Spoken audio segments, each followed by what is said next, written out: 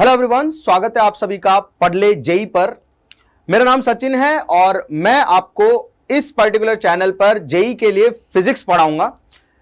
जो lecture number 1 था vectors का, उस लेक्चर में हमने बेटा वेक्टर्स की प्रॉपर्टीज सीखी, बेसिक्स ऑफ वेक्टर सीखे, वेक्टर को जाना और यह भी जाना कि how it is different from scalar quantity. अब क्योंकि फिजिक्स में तो हमें बहुत सारे वेक्टर्स पढ़ने, एक्चुअल में बहुत सारे वेक्टर्स पढ़ने, तो वेक्टर्स एक्चुअल में एक्ट कैसे करते हैं, उनका एडिशन कैसे होता है, सब्ट्रैक्शन कैसे होता है, ये तो हम सीख चुके हैं।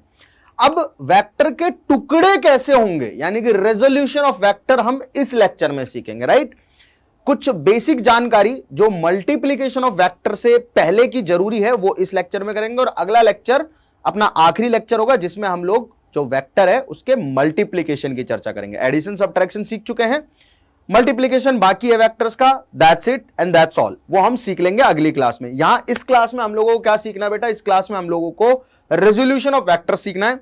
उससे पहले एक और इंपॉर्टेंट चीज जिसका नाम है यूनिट वेक्टर, वो हम लोगों को सीखना है। आई होप आपको पिछला जो लेक्चर है वो पूरा अच्छे से समझ में आया होगा, एक एक जानकारी आप लोगों को वहां मिली होगी।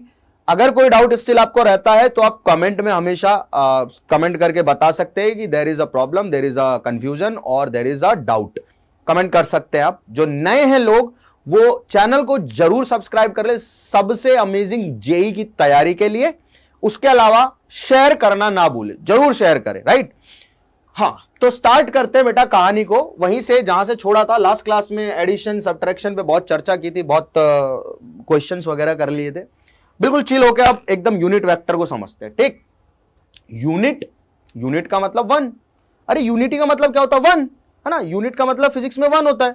वेक्टर मतलब वेक्टर, यानी कि कहीं कहीं नाम से ही पता चल रहा है ऐसा वेक्टर है ये जिसका कुछ तो वन है, कुछ तो वन है। अब वेक्टर में दो ही तो चीज होती है, मैग्नीट्यूड और डायरेक्शन। वेक्टर है तो डायरेक्शन तो होनी चाहिए, और डायरेक्शन वन हो नहीं सकती, मतलब डायरेक्शन का मैग्नीट्यूड नहीं हो सकता ना। बेसिकली मैं ये कहना चाह रहा हूं कि डायरेक्शन तो ऐसे दिखाई जाती है, east west, X direction, Y direction, Z direction. Direction को वन थोड़ी बोल सकते हो आप, नहीं बोल सकते। तो क्या वन होना चाहिए, मैग्नीट्यूड, खत्म कहानी। यही है यूनिट वेक्टर। यूनिट वेक्टर क्या है बेटा, vector whose magnitude is one. क्या है unit vector, this is a magnitude, sorry this is a vector whose magnitude is one.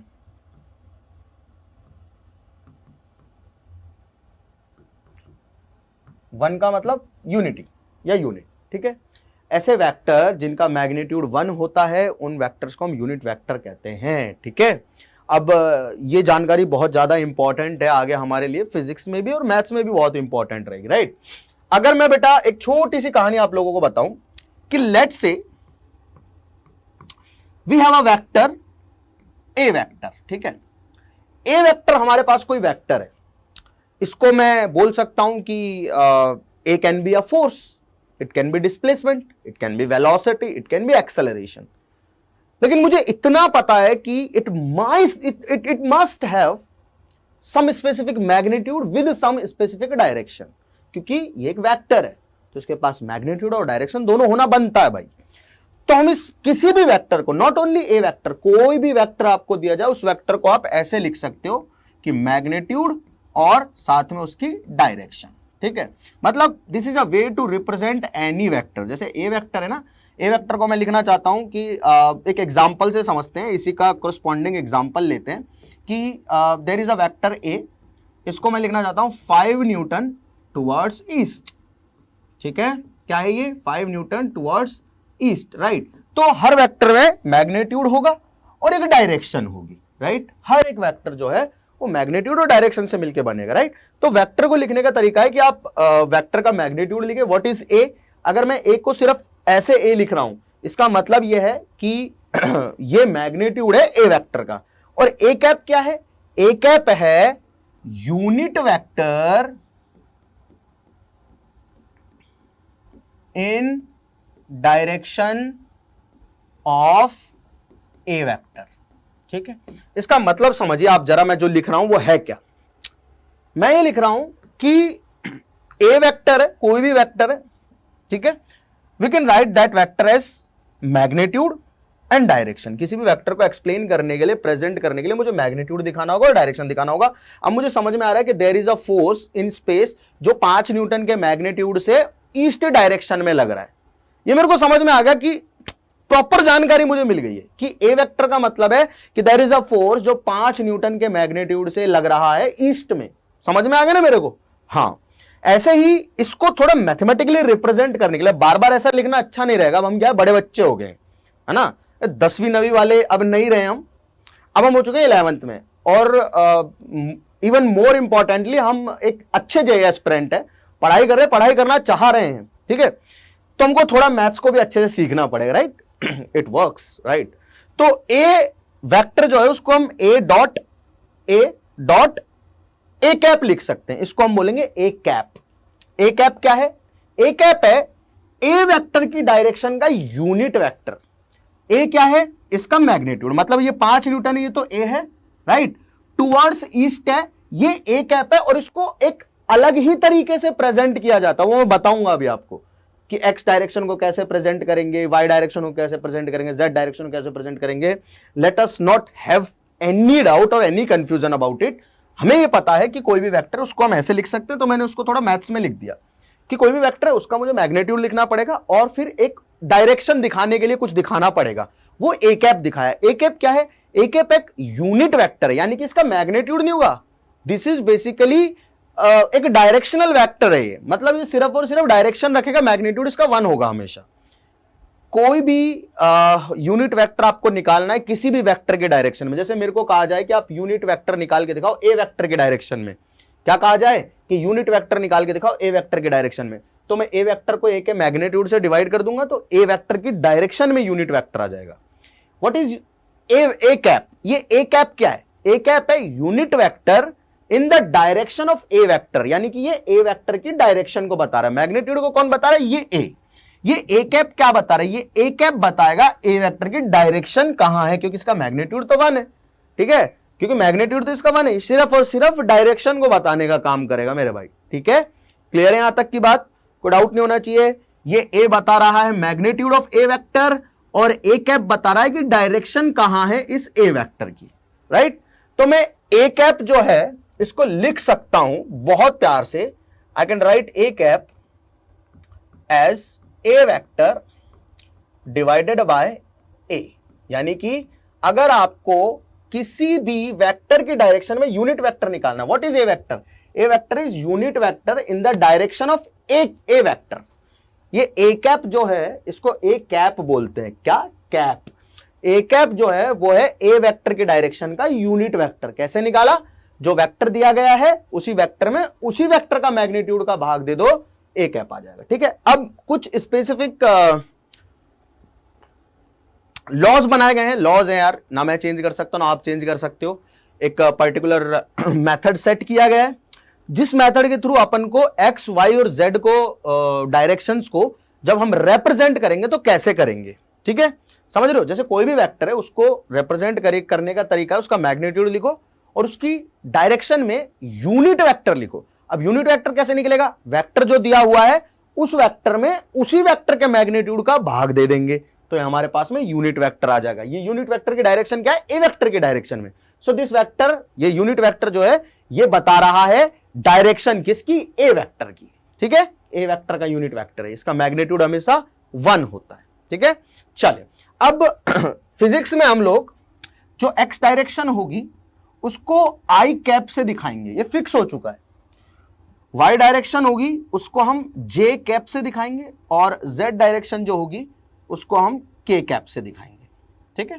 And respectively negative X direction को हम माइनस आई कैप से दिखाएंगे, negative Y direction को हम minus J cap से दिखाएंगे और नेगेटिव जेड डायरेक्शन को हम माइनस ऑफ के कैप से दिखाएंगे। तो सिंपल एकदम। यानी कि अगर मुझे कहा जाए for example X Y Z और ये आई जे के क्या है समझ लो ध्यान से। मुझे कहा जाए कि एक वेक्टर को प्रेजेंट करके दिखाओ। वेक्टर है 10 न्यूटन, ठीक है, इन पॉजिटिव एक्स डायरेक्शन, ठीक है? एक वेक्टर है 10 Newton in positive x direction. अब किसी भी वेक्टर को हम प्रेजेंट अगर करते हैं तो कैसे करते हैं, सबसे पहले मैग्नीट्यूड लिखते हैं, तो 10 लिख दिया, और फिर लिखते हैं उसके आगे उसका यूनिट वेक्टर। अब एक्स डायरेक्शन को प्रेजेंट करने वाला यूनिट वेक्टर कौन है, आई कैप, तो मैं लगा दूंगा 10 आई कैप। ये 10 आई कैप का मतलब यही है जो मैंने ऊपर लिखा है, 10 न्यूटन का कोई फोर्स है जो आई कैप मतलब पॉजिटिव एक्स डायरेक्शन में लग रहा है। तो किसी भी वेक्टर को हम ऐसे प्रेजेंट कर सकते हैं ना भाई, समझ में आ गया ना सभी लोगों को, बिल्कुल सिंपल है। अच्छा मुझे एक और एग्जांपल लिखना है, let me write 6 newton in positive Y direction. अगर आपको पॉजिटिव वाई डायरेक्शन में 6 न्यूटन का फोर्स लग रहा है, उसे कैसे प्रेजेंट करोगे, पहले मैग्नीट्यूड लिखो 6, और पॉजिटिव वाई डायरेक्शन का यूनिट वेक्टर कौन होगा, जे कैप, तो जे कैप। अब हमें यह भी समझ में आ रहा है कि आई कैप, जे कैप और के कैप का जो मैग्नीट्यूड होगा, because these are unit vectors in X direction, Y direction and Z direction. X direction को प्रेजेंट करने वाला यूनिट वेक्टर है आई कैप, वाई डायरेक्शन को प्रेजेंट करने वाला यूनिट वेक्टर है जे कैप, जेड डायरेक्शन को प्रेजेंट करने वाला यूनिट वेक्टर है K cap. Respectively negative X direction को प्रेजेंट करने वाला unit vector minus I cap, negative Y direction को रिप्रेजेंट करने वाला वेक्टर माइनस जे कैप, और नेगेटिव जेड डायरेक्शन को प्रेजेंट करने वाला वेक्टर माइनस के कैप रहेगा। Fair enough. चलो, तो आई कैप, जे कैप और K cap respectively X, Y, Z direction के यूनिट वेक्टर्स हैं। क्योंकि ये यूनिट वेक्टर से, यूनिट वेक्टर की एक खास बात होती है, उसका मैग्नीट्यूड 1 होता है, तो हम लिख सकते हैं मैग्नीट्यूड ऑफ आई कैप, ये मैग्नीट्यूड का साइन होता है इसे, ठीक है, is equals to magnitude of j cap and is equals to magnitude of k cap। और कितना होता है मैग्नीट्यूड इनका, 1। कितना होता है बेटा, 1। तीनों का ही जो मैग्नीट्यूड है वो होता है 1। ये इंपॉर्टेंट चीजें हैं, इनको थोड़ा याद रखना है अपन लोगों को अच्छी तैयारी करने के लिए, राइट। हाँ, तो भाई यहां तक की बात समझ में आ गई है हम लोगों को। चलिए, अच्छा अब मैं ये कहता हूं, क्या कहता हूं, सुनना जरा ध्यान से कि कोई फोर्स है, ठीक है, वो एक्ट कर रहा है किसी बॉडी पे। क्या कर रहा है बेटा, किसी बॉडी पे एक्ट कर रहा है कोई फोर्स, ठीक है, और वो एक्स डायरेक्शन में ना हो, वाई डायरेक्शन में ना हो, जेड डायरेक्शन में ना हो, वो कहीं बीच में हो। कहां हो, कहीं बीच में हो। तो इसे कैसे सॉल्व किया जाए भाई, जैसे कि मान लीजिए हमारे पास में एक्सिस है, ठीक है, एक्स वाई जेड, ठीक। हमने कहा कि कोई एक्स डायरेक्शन में फोर्स एक्ट करेगा तो आप सर उसको ऐसे लिख दोगे, वाई डायरेक्शन में एक्ट करेगा तो ऐसे लिख दोगे, जेड डायरेक्शन में एक्ट करेगा तो ऐसे लिख दोगे, ठीक है। अगर मान लो ये एक्स डायरेक्शन है यानी कि आई कैप है, this is J cap unit vector, this is के कैप, ठीक है, बड़े काम की चीजें हैं आई जे के। मान लो कोई फोर्स ऐसे एक्ट कर रहा है एक्स वाई प्लेन में, ठीक है, मतलब कोई वेक्टर है which is acting in X Y plane, ठीक, क्लियर है। तो ये कुछ पार्ट x में भी कवर कर रहा है, कुछ पार्ट y में भी कवर कर रहा है। सिंपल सी बात है, कोऑर्डिनेट सिस्टम आप सभी लोगों को पता ही होगा, बिल्कुल बेसिक चीज है, ठीक है। तो इस वेक्टर को हम कैसे दिखा सकते हैं, x y z की फॉर्म में, कंपोनेंट भी बोलते हैं उसे, जिसके लिए हमें रेजोल्यूशन ऑफ वेक्टर पढ़ना पड़ेगा। समझ रहे हो क्या कह रहा हूं, जैसे कोई वेक्टर है, आपको मैंने बोला कि a वेक्टर है, ये वेक्टर दिया हुआ है 2i cap plus 3j cap, ये आपको सिंपल एक वेक्टर दिया हुआ है, ठीक है। आपसे पूछ लिया जाए find a unit vector, find unit vector in direction of A vector, मतलब जो ये ए वेक्टर है इसकी डायरेक्शन में एक यूनिट वेक्टर फाइंड करो। इस 2j cap, 2i cap plus 3j cap का क्या मीनिंग है, ये हम कंपोनेंट फॉर्म पढ़ेंगे अभी जस्ट विद इन 10 मिनट्स, तो डिस्कस करेंगे और वापस से फिर हम सवालों पे आएंगे, ठीक है। यूनिट वेक्टर का मुझे बस मीनिंग बताना आप लोगों को, उसके बाद कंपोनेंट्स का मीनिंग बताना, रेजोल्यूशन ऑफ वेक्टर का मीनिंग बताना, देन वापस आएंगे हम लोग सवालों के ऊपर, यही, ठीक। अगर मेरे को कोई वेक्टर दे रखा है, इसका मतलब ये वेक्टर है ना, इसका एक्स डायरेक्शन में मैग्नीट्यूड है 2, वाई डायरेक्शन में मैग्नीट्यूड है 3, यानी कि ये वेक्टर सिर्फ एक्स में या सिर्फ वाई में एक्ट नहीं कर रहा है, ये एक्स वाई में एक्ट कर रहा है, यानी कि एक्स वाई प्लेन में कहीं एक्ट कर रहा है। क्योंकि ये एक्स डायरेक्शन में इस वेक्टर का मैग्नीट्यूड है 2, वाई डायरेक्शन में इस वेक्टर का मैग्नीट्यूड है 3, क्योंकि जे कैप किसको रिप्रेजेंट करता है, वाई डायरेक्शन को, आई कैप किसको रिप्रेजेंट करेगा, एक्स डायरेक्शन को। तो ये पता चल रहा है कि मैग्नीट्यूड 2 है इस वेक्टर का एक्स डायरेक्शन में और 3 है वाई डायरेक्शन में। ठीक है, अब इसका मुझे अगर यूनिट वेक्टर निकालना है, यानी कि ए कैप अगर निकालना है, किसी भी वेक्टर का यूनिट वेक्टर निकालना है, तो उस वेक्टर को उसी वेक्टर के मैग्नीट्यूड से क्या कर दो, डिवाइड कर दो। ठीक है, ठीक है। अब वेक्टर तो हमें पता है, अरे वेक्टर तो हमें पता है, लेकिन हमें मैग्नीट्यूड नहीं पता। क्या नहीं पता? मैग्नीट्यूड नहीं पता इस वेक्टर का। पता है क्या तुम्हें? नहीं पता ना? पता है। अब थोड़ा सोच के देखो, वेक्टर एडिशन पढ़ा था। देखो, इस वेक्टर का मतलब यह है A vector is equals to 2i cap plus 3j cap का, कि ये एक वेक्टर है जिसका एक पार्ट है जो एक्ट कर रहा है एक्स डायरेक्शन के अलोंग, और एक पार्ट है जो एक्ट कर रहा है वाई डायरेक्शन के अलोंग। ये पार्ट है 2 और ये पार्ट है 3, तो इनका जो रिजल्टेंट आएगा वो कहीं बीच में आएगा। तो रिजल्टेंट का मैग्नीट्यूड कैसे निकलेगा? जब दो वेक्टर 90 डिग्री पे एक्ट करते हैं तो उनका रिजल्टेंट कैसे निकलता है? अंडर रूट पहले वेक्टर का स्क्वायर प्लस दूसरे वेक्टर का स्क्वायर, ऐसे निकालते हैं। खैर, मैं इस पे वापस आऊंगा। Before we solve this problem, मैंने बस आपको आइडिया दे दिया कि अगर ये कोई एक वेक्टर है, ठीक है, तो इस वेक्टर का एक भाग है जो एक्स डायरेक्शन में एक्ट कर रहा है, एक भाग है जो वाई डायरेक्शन में एक्ट कर रहा है। तो रिजल्टेंट हम निकाल सकते हैं, क्योंकि दो पर्टिकुलर वेक्टर्स का कैसे हमको एडिशन करना है हम सीख चुके हैं ऑलरेडी। मैं इस प्रॉब्लम पे फिर से आऊंगा, लेकिन पहले हमको कंपोनेंट पे जाना है, क्योंकि कंपोनेंट से ये सारी चीजें बहुत ज्यादा आसान होने वाली है। ठीक, तो यूनिट वेक्टर की कहानी आप सभी लोगों को क्लियर होगी, बहुत बेसिक सी चीज है, सवाल सारे हम करेंगे। लेकिन उससे पहले रेजोल्यूशन ऑफ वेक्टर, और रेजोल्यूशन ऑफ वेक्टर को भी पढ़ने से पहले एक इंपॉर्टेंट ट्राइंगल। कौन सा इंपॉर्टेंट ट्राइंगल? ये एक इंपॉर्टेंट ट्राइंगल है which we are going to use throughout the physics. It's a very important triangle. ठीक है, हाँ हाँ, बहुत ज्यादा इंपॉर्टेंट, लव ट्राइंगल से भी ज्यादा इंपॉर्टेंट एक्चुअली। ये ट्राइंगल है ना, एक राइट एंगल ट्राइंगल है बेटा। ठीक है, कौन सा ट्राइंगल है? Right angle triangle. ठीक है, हाँ, मेरे को काफी दिक्कत होती है स्ट्रेट लाइन खींचने में आफ्टर ऑल दोस एक्सपीरियंस, और इतनी सारी टीचिंग करने के बाद भी सीधी लाइन नहीं खींच पा रहा हूं मैं। Let's say this is a right angle triangle A B C, this angle is 90। ठीक है, सुन लेना ध्यान से, सुन लेना ध्यान से। ये एंगल 37 है और ये एंगल 53 है। एक बार देख लेना, तीनों का सम 180 भी होना चाहिए, तभी ट्राइंगल होगा ये। 37 प्लस 53 90 प्लस 90 180 हो गया। इस ट्राइंगल में 37 और 53 अगर ये वाले एंगल हैं, तो this side will be 3, this side will be 4 and this side will be 5। ठीक है, क्लियर है? ये बात समझ में आई? सबसे पहले तो क्या बता रहा हूं मैं कि एक ट्राइंगल है, उस ट्राइंगल में अगर राइट एंगल ट्राइंगल में ये वाला एंगल 37 है, ये वाला एंगल 53 है, मतलब 37 के सामने वाली साइड हमेशा 3 होगी, 53 के सामने वाली साइड हमेशा 4 होगी। मतलब छोटे एंगल के 3 4 5 तीन वैल्यू है। वी हैव टू रिमेंबर 3 4 5, और तीन ही एंगल है, तीन ही एंगल है हमारे पास, 37 53 और 90। ठीक है, तो जो एंगल होगा ना, जैसे छोटा एंगल है तो उसके सामने वाली साइड छोटी होगी, जैसे 37 के सामने वाली साइड 3 होगी, 53 के सामने वाली साइड 4 होगी, और 90 के सामने वाली साइड बच गया जो ठीक है, उसको तो याद रखने की जरूरत नहीं। बस आपको ये याद रखना है कि 3 जो साइड 3 होगी ना, वो उसके सामने वाला एंगल 36 होगा, यानी कि 37 वाले एंगल के सामने जो साइड होगी वो होगी 3, 53 एंगल वाले एंगल के सामने वाली जो साइड होगी वो होगी 4।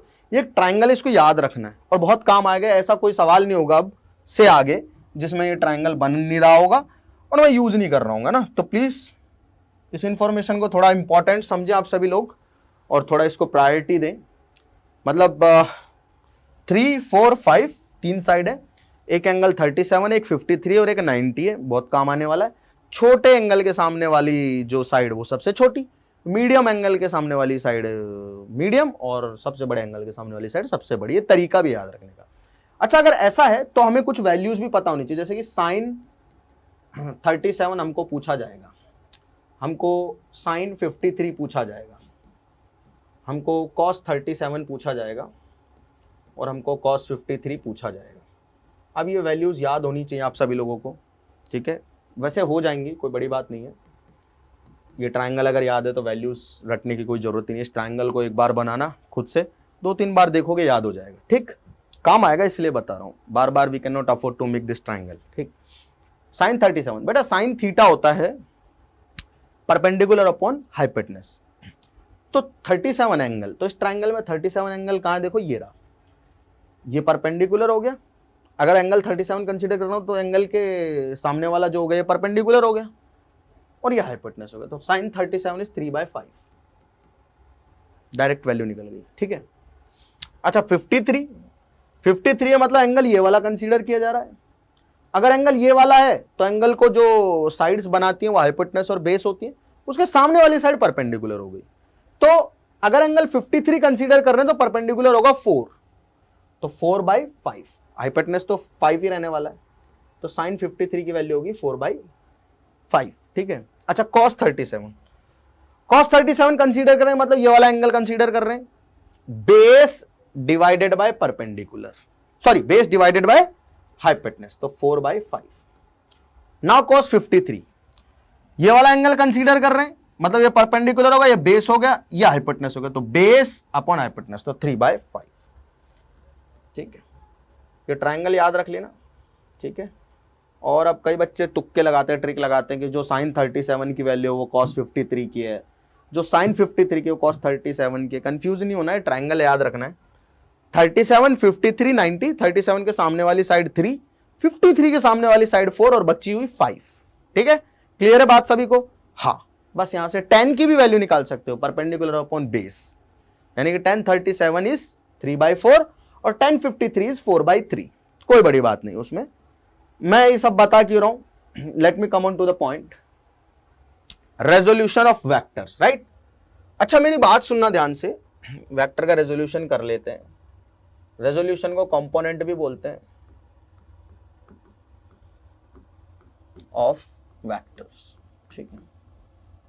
अब हेडिंग का टाइम आया है एक्चुअल में, तो सुनना ध्यान से जरा, मान लो यार मेरे पास 2 वेक्टर है, सुनना भी, रेक्टेंगुलर फॉर्म है हमारे पास, सिर्फ बहुत तरीके से रेजोल्यूशन हो सकते हैं, रेजोल्यूशन को हम कंपोनेंट भी बोलते हैं, सुन लेना पहले, और कंपोनेंट का मतलब होता है टुकड़ा, कंपोनेंट का मतलब होता है टुकड़ा, ये तो पता ही होगा, अरे किसी चीज का कंपोनेंट, जैसे निब दिखाई दे रही है, पेन का कंपोनेंट है, ये बटन दिखाई दे रहा है, ये मेरी टी शर्ट का कंपोनेंट है, राइट, ऐसे ही होता है हर, यानी कि टुकड़ा एक छोटा सा, ठीक, सेम चीज। मान लो यार अगर मैं आपसे कहता हूं कि एक वेक्टर है एक्स डायरेक्शन में एक्ट कर रहा, अब सुन लेना इस कहानी को, और यहीं से आपकी मतलब कंपोनेंट की जो नॉलेज है सारी क्लियर हो जाएगी, ठीक है। ये वेक्टर है एक्स डायरेक्शन क्या लो, इसका मैग्नीट्यूड है 3, तो मैं इसको 3i लिख सकता हूं। ये वेक्टर है, इसका मैग्नीट्यूड है 4, वाई डायरेक्शन का लो, मैं इसको 4j लिख सकता हूं। मैंने कहा इन दोनों का रिजल्टेंट निकाल के दिखाओ, आपने कहा सर जो भी रिजल्टेंट आएगा, क्योंकि इन दोनों के बीच का एंगल है 90 डिग्री, ठीक है, तो आपने कहा सर जो भी रिजल्टेंट आएगा वो होगा उसका मैग्नीट्यूड होगा, रिजल्टेंट का मैग्नीट्यूड होगा, कितना होगा, अंडर रूट में 3 का स्क्वायर प्लस अंडर रूट में 4 का स्क्वायर, यानी कि 9 + 16, यानी कि ये तो याद हो जाना चाहिए, under root of 25 which becomes 5 unit, यानी कि जो भी रिजल्टेंट आया वो आया 5 यूनिट, ठीक है, कितना आया 5 unit. So let me make a resultant here, this is a 5 unit, ठीक है। अच्छा अब सुनना जरा ध्यान से बात को, यार ये जो वेक्टर मैंने ड्रॉ किया है, ये वेक्टर किससे मिलके बना है, मतलब ये किसका रिजल्टेंट है, सोचो। ये जो वेक्टर अभी मैंने दिखाया है आप लोगों को 5 यूनिट का, ठीक है, मैंने कहा कि मैंने स्पेस में, चलो एंगल भी निकाल लेते हैं, इसका एंगल भी निकाल लेते हैं, इसका निकालना एंगल कि इसका इस 3 यूनिट वाले वेक्टर से एंगल कितना होगा, ठीक है, निकाल लेते हैं, वो होगा tan अल्फा, भाई जिसके साथ एंगल हम लोग बनाते हैं अल्फा, वो नीचे आता अकेला, और दूसरे का साइन और कॉस आता है, ठीक है, तो आ जाएगा 4, सुनना जरा ध्यान से, साइन थीटा, थीटा कितना 90, भूल गए क्या पिछले लेक्चर की कहानी, पिछले लेक्चर को जरूर विजिट कर लेना अगर ये सब में दिक्कत हो रही तो, अपॉन, अरे समझ आया ना, ये पता है ना कि अगर कोई रिजल्टेंट अपने किसी वेक्टर के साथ अल्फा एंगल बना रहा है, जिसके साथ एंगल बना रहा है उसको अपन a मान लेते हैं और लिख देते हैं b sin theta upon a plus b cos theta, याद आया, b sin theta upon a plus b cos theta, बस वही कर रहा हूं, a क्या हो गया वरना 3 हो गया प्लस 4 cos 90, थीटा क्या होता है? दोनों वेक्टर्स के बीच का एंगल। अल्फा क्या है? रिजल्टेंट का ए के साथ एंगल, ए के साथ एंगल, ये A3 है, ठीक है। तो साइन 90 होता है 1, कॉस 90 होता है 0, तो इट बिकम्स 4/3, क्योंकि 1 हो गया, 4 multiplied by 1 is 4, 3 plus 4 multiplied by 0 is 0, तो 4/3 हो गया। अभी अभी बताया था आपको tan अल्फा 4/3, इसका मतलब tan अल्फा क्या होता है बेटा?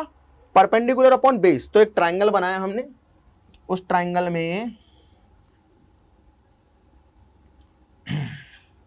ये वैल्यू 37 होती थी, ये वैल्यू 53 होती थी, और ये एंगल 90 होता था। तो ये 3 और ये 4 और ये 5 होते थे।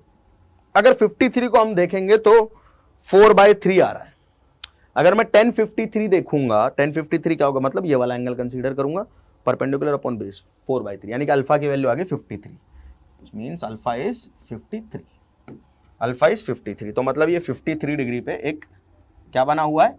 एक वेक्टर बना हुआ है 5 यूनिट, ठीक है। अब वापस से इसी पे आते हैं। यार सोच के देखिए, जो ये एक वेक्टर मैंने ड्रॉ किया, ठीक है, ऐसे स्पेस में, देखना, स्पेस में मैंने एक वेक्टर ड्रॉ किया ऐसे, 5 इसका मैग्नीट्यूड है और यहां से एंगल है 53, ठीक है। तो ये पहचाना जाना सा लग रहा है, जाना पहचाना सा लग रहा है? अरे जाना पहचाना लग रहा है, नहीं लग रहा है? 5 यूनिट का एक वेक्टर ड्रॉ किया जिसका हॉरिजॉन्टल के साथ एंगल है 53, ठीक है। तो आप कहोगे सर ये वाला वेक्टर तो आपने इन दोनों को रिजल्टेंट से बनाया था, ऐसा कुछ याद आ रहा है कि एक वेक्टर इधर था, उसका मैग्नीट्यूड 3 था, एक इधर था, उसका मैग्नीट्यूड 4 था, और उन दोनों के बीच में एक रिजल्टेंट आ रहा था, इसका मैग्नीट्यूड 5 था और ये एंगल 53 था। मतलब कि 3 और 4 अगर 90 डिग्री पे एक्ट करते हैं तो उनका जो रिजल्टेंट आता है वो 5 आता है। कहां पे आता है 5? हॉरिजॉन्टल के साथ 53 डिग्री पे, ठीक। मतलब कि या तो आप ये दोनों वेक्टर्स को दिखा दो, समझे ना क्या कहने की कोशिश कर रहा हूं? या तो आप ये दोनों वेक्टर्स को दिखा दो, ये दोनों वेक्टर्स हैं 3 और 4, ठीक है, या आप इन दोनों का रिजल्टेंट दिखा दो। बात तो एक ही है। अरे बात तो एक ही है, अरे बात तो एक ही है, सिंपल सी बात है। क्या कह रहा हूं दोबारा सुन ले। एक वेक्टर 3, एक वेक्टर 4, ठीक है। आपने क्या किया? आपने इनका रिजल्टेंट निकाला। रिजल्टेंट का मतलब क्या है कि जो काम ये दोनों मिलकर कर रहे हैं वो रिजल्टेंट अकेला करेगा। रिजल्टेंट का मतलब तो यही होता है ना कि एक्चुअली जो काम ये 2 लोग कर रहे हैं मिलकर, मतलब 2 टुकड़े अगर मिलके कोई काम कर रहे हैं तो इनका अकेला जो रूप बनेगा वो क्या होगा? वो है रिजल्टेंट, ठीक। लास्ट क्लास में बहुत चर्चा की थी रिजल्टेंट पे। तो ये 2 वेक्टर मुझे दिखाई दे रहे हैं, 3i कैप और 4j कैप, ठीक। ये दोनों वेक्टर का रिजल्टेंट आया क्या? 5 यूनिट, जो हॉरिजॉन्टल से 53 डिग्री पे। समझ गए? यानी कि चाहे तो मैं स्पेस में 2 वेक्टर दिखा सकता हूं, चाहे मैं अकेला वेक्टर दिखा सकता हूं 53 डिग्री पे। यानी कि मैं 2 वेक्टर से एक वेक्टर बना सकता हूं। तो इसका उल्टा भी तो पॉसिबल होना चाहिए कि एक वेक्टर से आप 2 वेक्टर वापस बना पाओ। अरे हमने क्या किया है? हमने स्पेस में हमें ये दिखाना, चलो मान लो जैसे हमें ये बोला गया कि एक पॉइंट है, उस पर इधर 3 न्यूटन फोर्स लग रहा है, ठीक है, और ऊपर की तरफ 4 न्यूटन फोर्स लग रहा है। तो मैं पूछूंगा बताओ नेट फोर्स कितना लग रहा है? तो आप कहोगे सर फोर्स तो वेक्टर है भाई, इधर लग रहा है 3 न्यूटन, ऊपर लग रहा है 4 न्यूटन, तो 2 डायरेक्शन में फोर्स लग रहा है और एंगल 90 डिग्री है, तो रिजल्टेंट आएगा 5 न्यूटन का फोर्स हॉरिजॉन्टल से 53 पे, ठीक है। तो बात तो एक है ना। आप ये भी बोल सकते हो कि एक पार्टिकल है जिसपे फोर्स एक्स डायरेक्शन में लग रहा है 3, साथ ही साइमल्टेनियसली वाई डायरेक्शन में लग रहा है 4 न्यूटन। और आप ये भी बोल सकते हो कि एक पार्टिकल है जिसपे 53 डिग्री पे 5 न्यूटन का फोर्स लग रहा है। मतलब तो दोनों का एक है, क्योंकि इसी से तो ये बनाया है, इन दोनों का ही रिजल्टेंट है, ये कुछ नहीं किया है, इन दोनों का ही रिजल्टेंट है। यानी कि इन दोनों को मैं ऐसे भी रिप्रेजेंट कर सकता हूं, 2 की जगह 1 से। हां, जब 2 की जगह 1 से रिप्रेजेंट किया जा सकता है तो 1 की जगह 2 से भी किया जा सकता होगा। और इस एक वेक्टर के 2 टुकड़े करना ही कंपोनेंट करना कहलाता है, या रेजोल्यूशन ऑफ वेक्टर कहलाता है। Simple as that. इस एक वेक्टर के ही हमको 2 टुकड़े करने, और इस एक वेक्टर के जो ये 2 टुकड़े होंगे ना, एक्चुअल में जिन दो टुकड़ों से मिलके बना होगा। अभी तक तो हम क्या कर रहे थे, हम सीधा प्रोसेस कर रहे थे कि दो वेक्टर थे, उनका रिजल्टेंट निकाल रहे थे। अभी क्या करना, उल्टा करना है। एक वेक्टर होगा, उसके दो टुकड़े करने होंगे। क्या करने होंगे, दो टुकड़े करने होंगे एक वेक्टर के। ठीक है, क्लियर है, कर सकते हैं, समझ में आ गया फंडा क्या है। अभी तक हम क्या कर रहे थे, अभी तक हम रिजल्टेंट निकाल रहे थे कि दो वेक्टर हैं, उनको एक कर रहे थे जो इक्विवेलेंट हो, यानी कि इसी के बराबर काम करे। अभी हमें एक वेक्टर को दो टुकड़ों में तोड़ना है, उसी को हम कंपोनेंट करना कहेंगे। यानी कि अगर इस वेक्टर को मैं दो टुकड़ों में तोड़ूं तो इसके कंपोनेंट आएंगे एक्स डायरेक्शन में 3 और वाई डायरेक्शन में 4। अगर मैं इस वेक्टर को तोड़ू ना दो टुकड़ों में तो इसके कंपोनेंट आएंगे एक्स डायरेक्शन में 3 और वाई डायरेक्शन में 4। ठीक है, क्योंकि एक्चुअल में मिलके इनसे बना है, क्योंकि एक्चुअल में मिलके इन दोनों से बना है। एंगल का भी ध्यान रहे कि 3 होना चाहिए किसमें, एक्स डायरेक्शन में, और 4 होना चाहिए किसमें, वाई डायरेक्शन में। ठीक है, तभी आएगा रिजल्टेंट 5 और 53 डिग्री पे। ठीक है, अच्छा अब सर हम बार बार तो चलो एक एग्जांपल तो याद रहेगा कि नीचे 3 हो ऊपर 4 हो तो हॉरिजॉन्टल से 53 डिग्री पे रिजल्टेंट आ जाता है। मतलब ये कोई फोर्स हमको दिखा दिया 5 न्यूटन का 53 पे, तो मेरे को याद रहेगा कि इसके दो कंपोनेंट होंगे, एक्स डायरेक्शन में 3 और वाई में 4। लेकिन सर ये इंटेलिजेंसी तो हर बार काम नहीं करेगी। अगर इसको 6 न्यूटन कर दिया तो, 7 न्यूटन कर दिया तो, 8 न्यूटन कर दिया तो, 5.5 कर दिया तो, 7 कर दिया तो, 99 कर दिया तो, बस तो क्या होगा, सुनो जरा ध्यान से क्या होगा भाई। हर बार तो हम वैल्यू याद नहीं रखेंगे सर, इतने स्मार्ट तो नहीं है, इतनी मेमोरी तो नहीं है देखो कि सारी चीजें याद रख ले। हाँ, लेकिन अगर कोई तरीका आप बता दें तो सर हम याद रख सकते हैं उस तरीके को जिससे सारे सवाल हो जाए। तो तरीका बता देते हैं, क्या दिक्कत है ना। समझ में आ गया सभी लोगों को, ओके भाई। ये जो वेक्टर है जो आपको अभी दिखाई दे रहा है 5, ठीक है, दिखाई दे रहा है ना, सिंपल एकदम। ठीक है, ये दो वेक्टर से मिलकर बना होगा, ठीक है। और इंपॉर्टेंट चीज, जो भी दो वेक्टर का रिजल्टेंट आता है वो दोनों वेक्टर के बीच में होता है। पैरेललोग्राम लो, याद करो पैरेललोग्राम लो लास्ट क्लास, जो भी रिजल्टेंट आएगा ना दो वेक्टर का वो हमेशा दोनों वेक्टर के बीच में होगा। ठीक है, अब हम जो यहां पे सिस्टम फॉलो करते हैं कंपोनेंट का वो होता है रेक्टेंगुलर सिस्टम।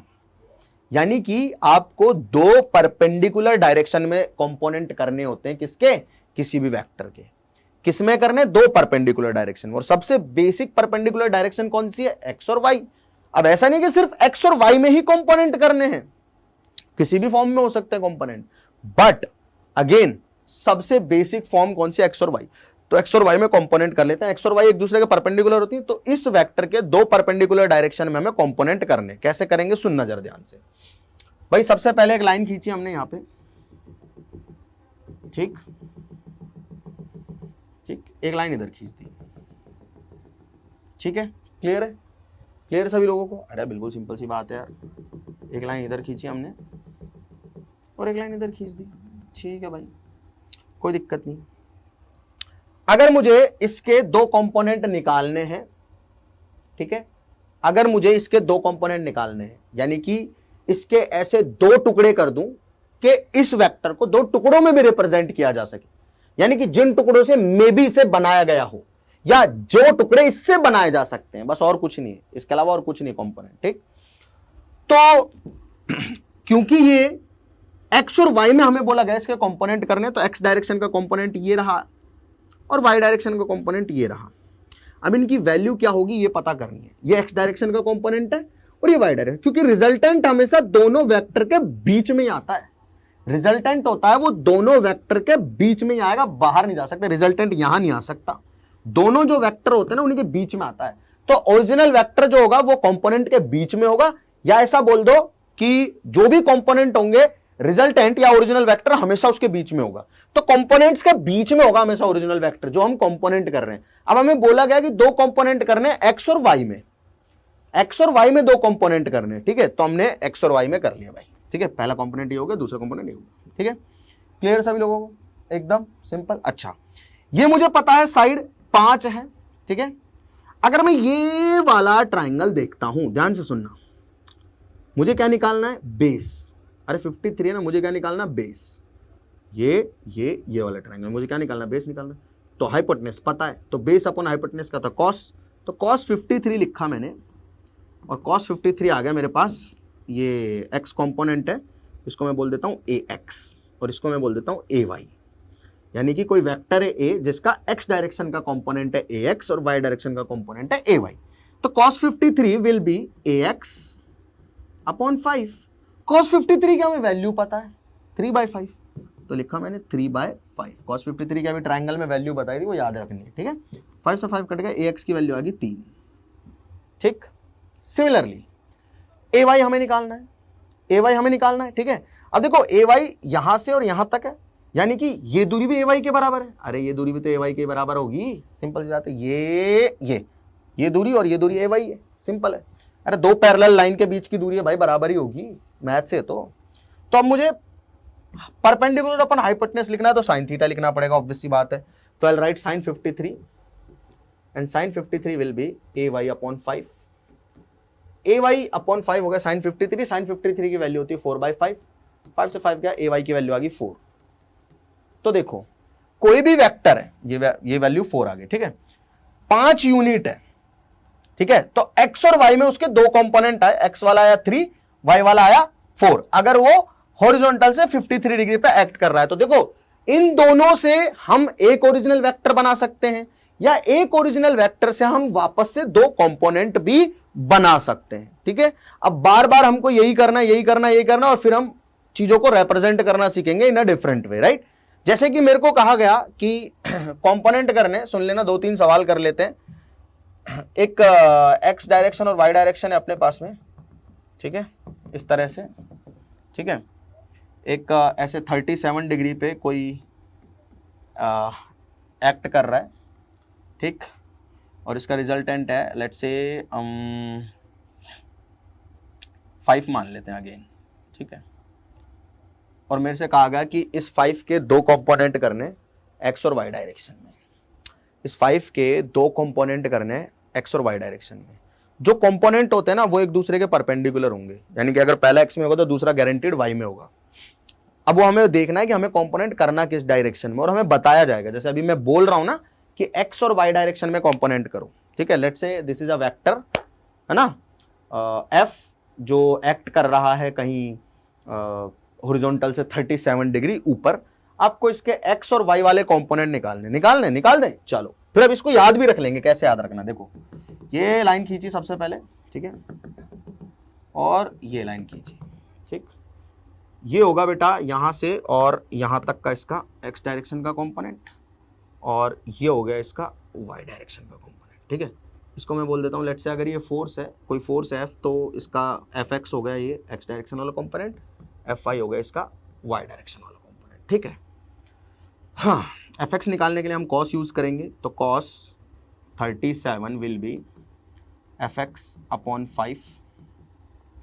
तो कॉस 37 कितना होता है बेटा 4/5, तो 5 से 5 कट गया, तो एफ एक्स की वैल्यू आ गई 4। तो इस बार नीचे वाला कंपोनेंट 4 हो गया क्योंकि मैंने एंगल पहले 53 रखा था, अब 37 रखा है। एफ वाई अगर मुझे निकालना है तो मुझे साइन यूज करना पड़ेगा। Sine 37 will be F Y upon 5, this will be F Y upon 5। अरे this is F Y, this is 5, ये ट्राइंगल है बेटा और कुछ यूज नहीं कर रहा हूँ, ठीक। तो एफ वाई अपॉन 5 आ गया, साइन 37 होता है 3/5, 5 से 5 गया, तो एफ वाई की वैल्यू आ गई 3 यूनिट, ठीक है। तो एफ वाई आ गया 3 यूनिट और एफ एक्स आ गया 4 यूनिट। आगे बात समझ में? अरे आगे क्या बात समझ में? सिंपल है एकदम, सिंपल। कोई भी आपको पर्टिकुलर वेक्टर दिया जाए उसके आप दो टुकड़े इजीली कर सकते हो। अब आपको बार बार ये फॉलो नहीं करना है, ये तो सिखाने के लिए था कि कोई वेक्टर है उसके दो परपेंडिकुलर डायरेक्शन में टुकड़े करने हैं, तो लाइन खींचो, ये एक्स वाला टुकड़ा होगा कंपोनेंट होगा, ये वाई वाला कंपोनेंट होगा, ठीक है। अच्छा आप करके भी देख सकते हो, अगर 4 और 3 को 90 डिग्री पे आप रिजोल्यूट करोगे तो 5 ही आंसर आएगा, और थीटा जो आएगा हॉरिजॉन्टल से इस बार 37 डिग्री आ जाएगा, क्योंकि tan थीटा यहाँ पे 3/4 आएगा। एक एक चीज कनेक्टेड है बेटा एक दूसरे से, आप बस चीजों को ध्यान से सुनते चलो। एक एक पॉइंट कनेक्टेड है, एक पॉइंट। अच्छा ये बात है। ठीक है सर, अब कोई ट्रिक विक बता दो। ये तो हो गई सीखने वाली बात कि आप साइन थीटा लिखो क्योंकि ये वैल्यू पता है, ये निकालनी है तो दिस बाय दिस बराबर साइन थीटा हो जाएगा। चलो ठीक है, आपको ये वैल्यू निकालनी है, ये पता है तो कॉस थीटा लगाओ। तो अब बार बार ये नहीं करना है, बार बार ये नहीं करना है हमें, ठीक है। तो क्या करना है, जैसे मान लो एक फोर्स दिया गया आप लोगों को, ठीक है। अगेन लेट्स से अगेन मैं मान रहा हूं 37 डिग्री पे एक फोर्स दे देता हूं, यह है 13 न्यूटन, ठीक है। इसका मैग्नीट्यूड आया 13 आपको बोला गया कि एक्स डायरेक्शन में और वाई डायरेक्शन में कंपोनेंट करके बताओ इसके, ठीक है। अब आप एक तो वो तरीका फॉलो कर सकते हो, ठीक है, कर सकते हो ना, ठीक है, कर सकते हो ना, ठीक है। अच्छा, दूसरा क्या तरीका, सुनना जरा ध्यान से कि सर अगर मुझे सुनना fx निकालना था तो fx की वैल्यू हो जाएगी 5 cos 37, मतलब ऐसे भी तो कर सकता था, ये तो तरीका हो गया करने का, ठीक है। मतलब let me come to the point again कि सर ठीक है, cos 37 की वैल्यू हमने लिखी fx बाई 5, तो fx की वैल्यू क्या होती, fx की वैल्यू हो जाएगी, मतलब जो x वाला कंपोनेंट है 5 cos 37, ठीक है। लेटर ऑन सॉल्व कर लेंगे 4 आ जाएगा क्योंकि ये this will B 4/5। Same fy निकाल सकता हूं मैं, फॉर्मूला बना रहा हूं मैं अब, ठीक है। सेम मैं fy निकाल सकता हूं, fy विल बी 5 sin 37, ठीक है, ठीक है, ये आ गया भाई, ठीक, ओके। अच्छा एक सेकंड fy तो लिखना ही भूल गया, fy विल बी 5 sin 37, ठीक है। ये रिजल्टेंट है या ये ओरिजिनल वेक्टर है जिसके हमको दो टुकड़े करने हैं एक्स और वाई डायरेक्शन में।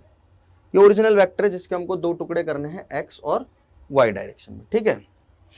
एक्स डायरेक्शन में जो टुकड़ा होगा एफ एक्स, उसकी वैल्यू आई original vector, sorry X direction में जो होगा उसकी वैल्यू आई ओरिजिनल वेक्टर इंटू कॉस 37, और जो हमें वाई डायरेक्शन में टुकड़ा करना उसकी वैल्यू आई ओरिजिनल वेक्टर इंटू साइन 37। यानी कि अगर मुझे कोई वेक्टर पता है और उसका एंगल पता है तो एंगल वाली डायरेक्शन में जो कंपोनेंट आएगा वो आएगा original vector into cos theta, और जो उसके परपेंडिकुलर वाला कंपोनेंट होगा कॉस थीटा के, वो साइन थीटा अपने आप ही। क्या समझे, देखो ध्यान से। मान लीजिए मेरे पास कोई फोर्स है, अरे यार एक सेकंड यहीं पे आते हैं, ठीक है। मान लीजिए मेरे पास कोई फोर्स है, let me have a force, हाँ यहां समझ लेते हैं, ठीक। मान लीजिए मेरे पास कोई फोर्स है जो एक्ट कर रहा है ऐसे थीटा एंगल पे, ठीक है। ये कोऑर्डिनेट्स हो गए अपने थीटा एंगल पे, दिस इज एफ। इसके दो कंपोनेंट निकालने, एफ एक्स और एफ वाई, जो कि एक दूसरे के परपेंडिकुलर होंगे। कंपोनेंट्स एक दूसरे के परपेंडिकुलर होते हैं। एक्स और वाई वाला कंपोनेंट अपने आप परपेंडिकुलर होगा। कोई भी कंपोनेंट अगर मैं बनाऊंगा तो वो परपेंडिकुलर होंगे, ठीक है। सुनना ध्यान से, इसे रेक्टेंगुलर कंपोनेंट कहते हैं, राइट। अच्छा, जो ये वाला कंपोनेंट आएगा ना एक्स वाला इस फोर्स का, वो होगा एफ कॉस थीटा, और जो इसके परपेंडिकुलर होगा वो होगा एफ साइन थीटा, ठीक है। मतलब ओरिजिनल वेक्टर का थीटा की डायरेक्शन में जो कंपोनेंट होगा वो होगा original vector into cos theta. ये थीटा पता है तो यहां पे कॉस लगा देना। यही बार बार हम कर रहे हैं, यही बार बार, ये ज्योमेट्री से हो रहा है। अब याद भी तो रखना है, कुछ डायरेक्ट भी तो करना सीखे भाई। कुछ ज्योमेट्री से तो समझ में आ रहा है, लेकिन एक तेज तर्रार बालक को अगर चीजें तेजी से सही में करनी है तो उसे एक्स्ट्रा भी पता होना चाहिए, और उसे तरकीबें पता होनी चाहिए, उसे ज्ञान होना चाहिए इन सब चीजों का। तो बहुत बेसिक है, ज्योमेट्री से तो हम कर ही लेंगे, लेकिन हमको बेटा टाइम के साथ भी थोड़ा खेलना है, और we want improvement in ourselves with time, ठीक है। तो ये छोटी सी चीज है जो मैंने बताई है कि ओरिजिनल वेक्टर है, उसका थीटा की डायरेक्शन में कंपोनेंट आता है original vector into cos theta, और उसके परपेंडिकुलर कंपोनेंट होता है साइन थीटा। ध्यान रहे, दोनों कंपोनेंट एक दूसरे के परपेंडिकुलर होंगे, यानी कि अपने खुद के परपेंडिकुलर होंगे, दोनों कंपोनेंट एक दूसरे के परपेंडिकुलर होंगे, और रिजल्टेंट हमेशा कंपोनेंट के बीच में होगा। कहीं भी हो सकता है, वो डिपेंड करेगा, बट बाहर नहीं होगा, इधर नहीं हो सकता, इधर नहीं हो सकता, इन दोनों के बीच में कहीं भी हो सकता है। ठीक है, चलो आओ अब सवाल के ऊपर। हाँ, तो again we have our question. ठीक है, ये 13 न्यूटन है, तो इसका जो x वाला कंपोनेंट होगा वो ये होगा और y वाला कंपोनेंट ये होगा। अब जो ये थीटा की डायरेक्शन वाला कंपोनेंट है, याद रखना 13 का जो थीटा की डायरेक्शन वाला कंपोनेंट है वो होगा original vector into cos theta, और ये वाला हो जाएगा original vector into sine theta. अब ये साइन 37 और कॉस 37 की वैल्यू रख लेना। ठीक है, अच्छा again we have one more question, क्योंकि क्वेश्चन तो सारे तरीके के ही करने ना हमें। This is again X direction, this is again Y direction. ठीक है, एक और वेक्टर है मेरे पास सेम। ठीक है, 13, इधर से एंगल है इसका 37 इस बार वाई डायरेक्शन से। सोचो, मैंने जो स्टेटमेंट बोली है आप लोगों को, उस स्टेटमेंट को आपको अज्यूम करना, सोचना है। भाई ओरिजिनल वेक्टर का थीटा की डायरेक्शन में कंपोनेंट कॉस आता है। ज्योमेट्री से लिख के बता रहा हूं मैं, ऐसे नहीं कर रहा हूं मैं। थीटा की डायरेक्शन में, यहां थीटा की डायरेक्शन ये थी, थीटा की डायरेक्शन वाला कंपोनेंट ये था, तो ये कॉस की फॉर्म में आएगा, आया भी था 5 cos 37, और ये साइन में आएगा। लेकिन इस बार सवाल में जो कंपोनेंट है, ठीक है, थीटा की डायरेक्शन वाला, वो एक्स वाला नहीं वाई वाला है। तो एक्स और वाई याद नहीं रखना है, रटना नहीं है हमको ऐसे याद नहीं रखना कि एक्स डायरेक्शन में हमेशा कॉस आएगा, वाई डायरेक्शन में हमेशा साइन आएगा, याद नहीं रखना हमको क्या करना, हमको सीधा सीधा ये सोचना है कि ये कंपोनेंट, ये ओरिजिनल वेक्टर है 13 यूनिट, थीटा की डायरेक्शन में कॉस और उसके परपेंडिकुलर साइन। तो थीटा की डायरेक्शन वाला कंपोनेंट इसका कौन सा होगा, थीटा की डायरेक्शन वाला ये होगा, क्योंकि इसका और जो एंगल बन रहा है कंपोनेंट का वो इस डायरेक्शन में, इस बार पहले हम नीचे वाला बना रहे थे, तो इसका थीटा की डायरेक्शन में कंपोनेंट आएगा कॉस, तो इट विल बी 13 cos 37, और उसके परपेंडिकुलर वाला होगा sine. Every time it will be only like this. कोई भी वेक्टर दिया हो, उसके दो परपेंडिकुलर टुकड़े करने हैं आपको, कंपोनेंट करने हैं, तो कैसे करोगे भाई, कहीं एंगल दिया होगा, थीटा की डायरेक्शन वाला कंपोनेंट कॉस, उसके परपेंडिकुलर साइन, खत्म कहानी, बस यही करना है। थीटा के डायरेक्शन वाला कंपोनेंट कॉस और इसके परपेंडिकुलर साइन हमेशा। ठीक है, अच्छा सर अब एक बात और बताओ कि जो कंपोनेंट है वो क्या हमेशा एक्स और वाई डायरेक्शन में ही होंगे क्या कंपोनेंट हमेशा एक्स और वाई डायरेक्शन में ही होंगे क्या? अरे क्या कंपोनेंट हमेशा एक्स और वाई डायरेक्शन में ही होने चाहिए? नहीं, कंपोनेंट दो परपेंडिकुलर डायरेक्शन में होने चाहिए। अब जरूरी नहीं कि वो एक्स हो और वाई हो, कोई भी डायरेक्शन हो सकती है। जैसे कि for example, will again see an example. ठीक है, हाँ ट्राइंगल पढ़ लिया हमने, हाँ वैल्यूज भी पढ़ लिया हम लोगों ने, और आगे चलते हैं थोड़ा। ठीक है, यहां डिस्कस कर लेते हैं। जैसे कि अपन को एक सवाल दिया हुआ है, ठीक है, दिस इज अ क्वेश्चन। इसमें क्या बोला हुआ है, resolve horizontally and vertically force 8 Newton which makes an angle 45 with the horizontal. मतलब कि हॉरिजॉन्टली और वर्टिकली का मतलब समझते हो ना, कि वही अपना जो कोऑर्डिनेट सिस्टम है उसी के अकॉर्डिंग बोल रहा है। तो ये तो सवाल आसान है, मैं यहाँ थोड़ी जगह छोड़ रहा हूँ क्योंकि यहाँ पे कुछ एक्सप्लेन करना चाहता हूँ मैं। सो this is vertical direction y and this is horizontal direction x। हमको कहा गया है कि जो ओरिजिनल वेक्टर है वो कुछ ऐसा है कि 8 न्यूटन का फोर्स है और हॉरिजॉन्टल के साथ 45 डिग्री पे, यानी कि ऐसे एक्ट कर रहा है। ये 8 न्यूटन है और यहाँ से 45 डिग्री पे एक्ट कर रहा है। ठीक है, तो हमें तो साफ पता है भाई, इसके दो कंपोनेंट करने ना, एक एक्स में एक वाई में, दोनों परपेंडिकुलर होंगे, एक्स वाला कंपोनेंट और वाई वाला कंपोनेंट। सुनना जरा ध्यान से, अब देखना ध्यान से, थीटा की डायरेक्शन वाला कंपोनेंट जो होगा वो कॉस और उसके परपेंडिकुलर साइन। तो ओरिजिनल वेक्टर, क्योंकि इसी का टुकड़ा है, इनटू कॉस 45, और इधर आ जाएगा ओरिजिनल वेक्टर इनटू साइन 45, खत्म कहानी। ठीक है, अच्छा अब सिर्फ ये नहीं है बेटा कहानी कि आपको हमेशा एक्स और वाई में ही कंपोनेंट करने पड़े, जरूरी तो नहीं है। अरे जरूरी तो नहीं है एक्स और वाई में ही कंपोनेंट करने पड़े, ऐसा है क्या जरूरी? अरे ऐसा है क्या जरूरी? नहीं है। मैं कह रहा हूं आप लोगों से कि कंपोनेंट जो होंगे वो एक दूसरे के परपेंडिकुलर होने चाहिए। अब जरूरी नहीं है कि वो एक्स और वाई में ही हो हमेशा।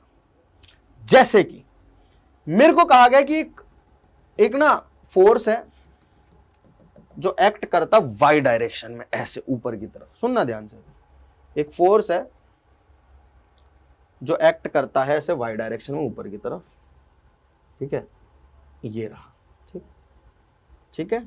अच्छा, सेम ले लेते हैं 8 न्यूटन, ठीक है, और इसका वर्टिकल के साथ एंगल है, मान लेता हूं, मतलब सॉरी वर्टिकल डायरेक्शन में तो एक्ट कर रहा है, मैं मान लेता हूं कि इसका एक लाइन है, इस लाइन के साथ एंगल है 45 डिग्री, ठीक है। ये लाइन है मान लो कोई पी डैश। मुझे सवाल दिया जा सकता है कि इस 8 न्यूटन का पी डैश और उसके परपेंडिकुलर डायरेक्शन में क्या करो, कंपोनेंट करो। जरूरी नहीं है हमेशा कि आपको ऐसे एक्स वाई में कंपोनेंट करने पड़े किसी पर्टिकुलर वेक्टर के। ये तो समझ में आ गया, कोई भी वेक्टर एक्स वाई में करना है तो थीटा वाला कंपोनेंट कॉस, उसके परपेंडिकुलर साइन, तो बहुत ही आसान होगी चीज। थीटा वाला कंपोनेंट कॉस, उसके परपेंडिकुलर साइन, बहुत आसान होगी चीज, यहां तो कोई दिक्कत वाली बात ही नहीं। लेकिन हमें कहा गया कि एक वाई डायरेक्शन में फोर्स लग रहा है, एक लाइन जा रही है। अब मैं इसके कंपोनेंट ऐसे नहीं बोल रहा हूं कि मन मर्जी से कहीं भी बन जाएंगे, कहीं भी बन सकते हैं, क्योंकि एक वेक्टर सिर्फ ऐसा नहीं है कि मैं 8 न्यूटन इन्हीं दोनों के कॉम्बिनेशन से ला सकता हूं। There can be multiple vectors जिनके कॉम्बिनेशन से 8 यूनिट आ सकता है, तो there can be multiple component of a particular vector. बस डायरेक्शन का हमें ध्यान रखना है। और एक चीज और ध्यान रखनी है कि जो दोनों कंपोनेंट होंगे वो दोनों के दोनों कंपोनेंट एक दूसरे के परपेंडिकुलर होने चाहिए, ठीक है। अब मुझसे कहा गया कि 8 न्यूटन का इस लाइन और इसके परपेंडिकुलर लाइन, तो 8 न्यूटन का इस लाइन और इसके परपेंडिकुलर लाइन ये हो गई, यानी कि मुझे इस 8 न्यूटन के दो कंपोनेंट करने हैं, एक कंपोनेंट इधर होना चाहिए और दूसरा कंपोनेंट इधर। अब मुझे पता है कि जो कंपोनेंट होंगे इस 8 न्यूटन के, उन दोनों कंपोनेंट के बीच में होना चाहिए 8 न्यूटन, तो पहला कंपोनेंट तो इधर आएगा, दूसरा कंपोनेंट इधर आना चाहिए, दोनों के बीच में होना चाहिए। अरे इधर थोड़ी आ जाए कंपोनेंट, नहीं तो हमारा ओरिजिनल वेक्टर ही बाहर निकल जाएगा। जिस वेक्टर के आप कंपोनेंट कर रहे हो ना, वो वेक्टर कंपोनेंट के बीच में होना चाहिए हमेशा। बीच का मतलब एग्जैक्टली बीच में नहीं, हो कहीं भी, बट उन दोनों के बीच में कहीं भी होना चाहिए, ठीक है, कंपोनेंट के बीच में कहीं भी होना चाहिए, ठीक। तो हमने लिया यार, मैटर कुछ ऐसा बना, यहां पहुंचा, हमने कहा ठीक यार बढ़िया है, ये पी डैश के अलोंग कंपोनेंट आ गया और ये उसके परपेंडिकुलर आ गया।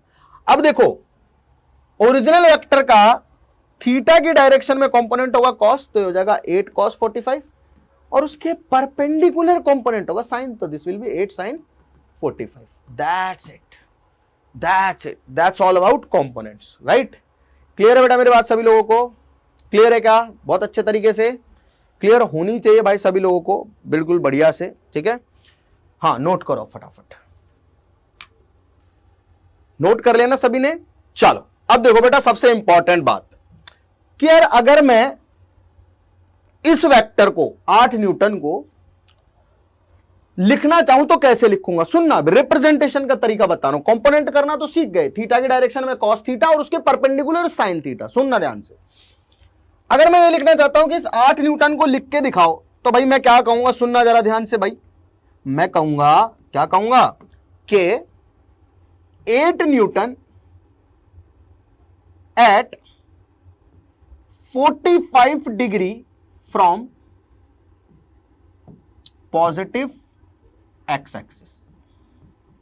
सिंपल सी बात है भाई, अगर मैं इस वेक्टर को प्रेजेंट करना चाहता हूं, मतलब आपको अगर एक प्रॉपर इमेज इस वेक्टर की दिमाग में बनानी है, मैं कहूंगा 8 न्यूटन, तो दिमाग में आपके मैग्नीट्यूड आ गया। फिर मैंने कहा 45 डिग्री, तो आपने कहा 45 डिग्री ये वेक्टर बनाएगा फ्रॉम पॉजिटिव एक्स एक्सिस। ये पॉजिटिव एक्स एक्सिस से 45 डिग्री बना दिया ऊपर की तरफ पॉजिटिव डायरेक्शन में, ठीक है। अच्छा, अब आगे की बात, क्योंकि इस वेक्टर को मैं दो टुकड़ों में भी तोड़ सकता हूं, मतलब या तो मैं एक ऐसा वेक्टर बना दूं जो 45 डिग्री पे पॉजिटिव एक्स एक्सिस के साथ 8 न्यूटन, पॉजिटिव एक्स एक्सिस के साथ 45 डिग्री एंगल बनाता हूं और उसका मैग्नीट्यूड 8 न्यूटन, ठीक है। या मैं दो वेक्टर बना सकता हूं, 8 cos 45 और 8 sin 45 के, उनका भी मीनिंग यही होगा, क्योंकि इन दोनों का ही रिजल्टेंट यह है, क्योंकि इसी से मैंने इन दोनों को बनाया है, यही तो सिखा रहा था। अरे सारी कहानी तो इसी पे चल रही थी कि इन दोनों वेक्टर का रिजल्टेंट ये 8 न्यूटन आएगा और 8 न्यूटन के दो टुकड़े ये दो होंगे। तो अगर आप ये दो टुकड़े बना रहे हो तो इसका मतलब भी 8 newton at 45 degree from positive X axis है, और अगर आप ये अकेला 8 newton at 45 degree from positive X axis बना रहे हो तो उसका मतलब है कि दो टुकड़े हैं उसके, जो एक एक्स डायरेक्शन में एक्ट कर रहा है, एक वाई डायरेक्शन में एक्ट कर रहा है। ठीक है, अब इसको लिखने का तरीका क्या होगा? एक तो तरीका ये हो सकता है, हम ऐसे नहीं लिखेंगे, है ना, ऐसे थोड़े नहीं लिखेंगे यार, हम लिखेंगे इसको मैथ्स की फॉर्म में। लेट्स से कोई वेक्टर, इसको नाम दे देते हैं हम कोई भी ए वेक्टर। तो this is a vector, A vector बराबर एक्स डायरेक्शन में इसका मैग्नीट्यूड कितना है 8 cos 45, और एक्स डायरेक्शन का यूनिट वेक्टर कौन होता है I cap, plus Y direction में मैग्नीट्यूड कितना है 8 sin 45, वाई डायरेक्शन में यूनिट वेक्टर क्या होता है जे कैप। तो इस वेक्टर को लिखने का हमें एक तरीका पता चलेगा। देखो कितना सुंदर तरीका, अच्छा लग रहा है, मैथ्स है, फिजिक्स है, और ऐसा लग रहा है कि पढ़े लिखे बच्चे लिख रहे हैं। अरे ऐसे लिखूंगा तो अप्रोप्रिएट नहीं होगा, सवाल भी हमें ऐसे ही फॉर्म में मिलेंगे एक्चुअली। तो हमको किसी भी वेक्टर को अगर कंपोनेंट फॉर्म में तोड़ना है, बेसिकली एक वेक्टर के दो परपेंडिकुलर कंपोनेंट हमें बनाने हैं, एक थीटा की डायरेक्शन में और एक उसके परपेंडिकुलर। जो थीटा की डायरेक्शन में बनेगा ना वो कॉस वाला कंपोनेंट होगा और एक उसके परपेंडिकुलर जाएगा। परपेंडिकुलर ऐसे जाना चाहिए कि जो ओरिजिनल वेक्टर है वो दोनों कंपोनेंट के बीच में रहे। ठीक है, अच्छा अब ये कंपोनेंट बन गए, सब बढ़िया काम हो गया। अब इन कंपोनेंट फॉर्म में लिखने का एक तरीका होता है, जो एक्स डायरेक्शन में वेक्टर होते हैं उनका मैग्नीट्यूड लिख के आई कैप लगा देते हैं, वो ऑब्वियसली उसकी डायरेक्शन का यूनिट वेक्टर उसको बता रहा है, और जो वाई डायरेक्शन में होते हैं उनको जे कैप के साथ, और जो जेड डायरेक्शन में उनको के कैप के साथ दिखाएंगे। ठीक है, अच्छा आप इन दोनों का अगर मैग्नीट्यूड निकालोगे ना, इन दोनों का मैग्नीट्यूड निकालोगे तो 8 ही आएगा, मैं गारंटी दे रहा हूं। अगर आप इन दोनों का मैग्नीट्यूड निकालोगे तो 8 ही आएगा। एक बार निकाल के देख लेते हैं। अपन ने वेक्टर एडिशन में पढ़ा कि दो परपेंडिकुलर वेक्टर्स का जो एडिशन होता है वो होता है अंडर रूट ऑफ पहले का स्क्वायर प्लस दूसरे का स्क्वायर। ठीक है, समझ में आ गई बात? अच्छा अब सुनना ध्यान से, एक वेक्टर है, उसके दो कंपोनेंट हुए, तो उसके दो कंपोनेंट हुए ना, ये भी तो वेक्टर ही है। अरे एक वेक्टर के दो टुकड़े कर दो तो दो छोटे छोटे वेक्टर बन जाएंगे perpendicular direction, these are also vector. ये भी बात ध्यान रखनी, दीज आर ऑल्सो वेक्टर। ठीक है, तो दो वेक्टर को कैसे जोड़ा जाए, इसका स्क्वायर करो 8 cos 45 का और 8 sin 45 का स्क्वायर करो। चलो कर देते हैं, अंडर रूट ऑफ 8 cos 45 का स्क्वायर प्लस 8 sin 45 का स्क्वायर। ठीक है, तो 8 स्क्वायर कॉमन आ गया और अंडर रूट से बाहर निकालेंगे तो 8 बाहर आ जाएगा, अंडर रूट में बचेगा 1/2 प्लस 1/2, क्योंकि cos 45 होता है 1/√2, उसका स्क्वायर करूंगा तो 1/2, sin 45 भी होता है 1/√2, उसका स्क्वायर करूंगा तो 1/2। ये 1 हो गया तो 8 आ रहा है रिजल्टेंट। समझे कि अगर आपको आई और जे की फॉर्म में कोई भी वेक्टर दे रखा हो तो उसका मैग्नीट्यूड कैसे निकालोगे आप? मैग्नीट्यूड निकालोगे जो आई का कोफिशिएंट है उसका स्क्वायर कर दो और जो जे का कोफिशिएंट है उसका स्क्वायर कर दो और ऐड करके अंडर रूट ले लो, स्क्वायर रूट ले लो ऐड करके। बात क्लियर है सभी लोगों को? तो काफी सारी कहानियां हैं जो एक के बाद एक अब जुड़ती जा रही है, इंटरलिंक होती जा रही है, तो हमें कंफ्यूजन में नहीं रहना है। मैं हालांकि ब्रीफ कर दूंगा फटाफट से सारी चीजें, आपको बस ये समझ में आना चाहिए कि कोई भी पर्टिकुलर वेक्टर उसको दो पार्ट में तोड़ा जा सकता है, दोनों परपेंडिकुलर। अगर एक्स वाई में तोड़ा है तो आई और जे की फॉर्म में उसे प्रेजेंट किया जा सकता है। अगर कोई वेक्टर आपको आई जे के की फॉर्म में दे रखा है, अगर कोई वेक्टर आपको आई जे के की फॉर्म में दे रखा है तो उस वेक्टर का मैग्नीट्यूड कैसे निकालेंगे? क्योंकि ये परपेंडिकुलर होते हैं। आपको समझ में आ रहा है ना?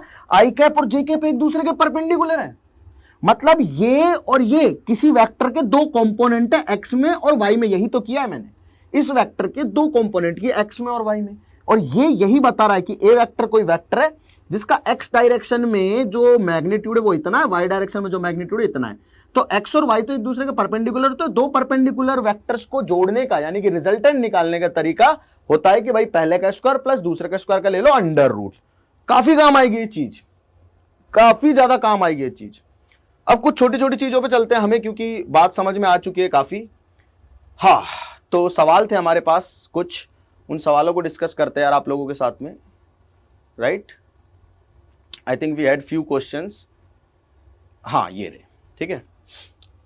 पहला क्वेश्चन है, हमको मैग्नीट्यूड फाइंड करना है 3i cap plus 2j cap plus k cap का। लेट ये कोई वेक्टर है जिसको हम नाम दे देते हैं ए वेक्टर। तुम्हारी मर्जी है, तुम भाई पी वेक्टर बोलना चाहो पी वेक्टर बोलो, मेरे को तो उससे कोई फर्क पड़ता नहीं और सवाल को भी कोई फर्क पड़ेगा नहीं, ठीक है। चलो ये जो वेक्टर्स हैं ध्यान से देखना थोड़ा, ठीक है। ये कोई वेक्टर है जिसका x कंपोनेंट है 3, y कंपोनेंट है 2 और z कंपोनेंट है 1, मतलब स्पेस में कोई 3 डायमेंशनल वेक्टर है। अगर i j k की फॉर्म में आपको कोई वेक्टर दे रखा, उसका मैग्नीट्यूड कैसे निकालोगे? मतलब मैग्नीट्यूड आएगा उसका अंडर रूट में i के कोफिशिएंट का स्क्वायर प्लस j के कोफिशिएंट का स्क्वायर प्लस k के कोफिशिएंट का स्क्वायर। अगर k नहीं हो तो i और j का कर लेना, अगर i नहीं हो तो j और k का कर लेना, सिंपल सी बात हो। तो अंडरस्टूड है। अंडर रूट ऑफ 9, ठीक है, प्लस 4 प्लस 1, अंडर रूट में 14 यूनिट, ये मैग्नीट्यूड आ गया इस वेक्टर का। मतलब एक 14 यूनिट का कोई वेक्टर है जो स्पेस में एक्ट कर रहा है, ये कहना चाह रहा है, ठीक। तो अगर i j k की फॉर्म में दे रखा हो तो i के कोफिशिएंट j के कोफिशिएंट k के कोफिशिएंट का स्क्वायर करो और उसका एडिशन करके स्क्वायर रूट ले लो, कहानी खत्म हो जाएगी। नाउ देखो हमको ए कैप पूछा गया, मैं वापस आ गया हूं। कहां वापस आ गया हूं मैं वापस आ गया हूं बेटा अब अपने यूनिट वेक्टर पे, ठीक है। क्या पूछा गया? ए कैप, ए वेक्टर दे रखा है।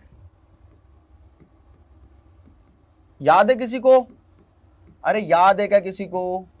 अरे याद है क्या किसी को कि अगर हमें वेक्टर दे रखा हो तो हम कैप कैसे निकालते हैं? भाई ए कैप जो होता है ना वो होता है ए वेक्टर और उसी वेक्टर का मैग्नीट्यूड का डिवाइड कर दो।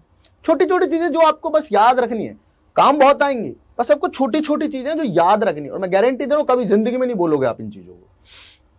अच्छा ए वेक्टर को लिखो पहले 3i cap plus 4j cap, ठीक है, डिवाइड बाय मैग्नीट्यूड कैसे निकालते हैं? ये एक i और j की फॉर्म में हमें क्या दिया हुआ है? वेक्टर दिया हुआ है, तो इसका मैग्नीट्यूड कैसे निकलेगा भाई? मैग्नीट्यूड निकलेगा अंडर रूट ऑफ i के कोफिशिएंट का स्क्वायर प्लस j के कोफिशिएंट का स्क्वायर।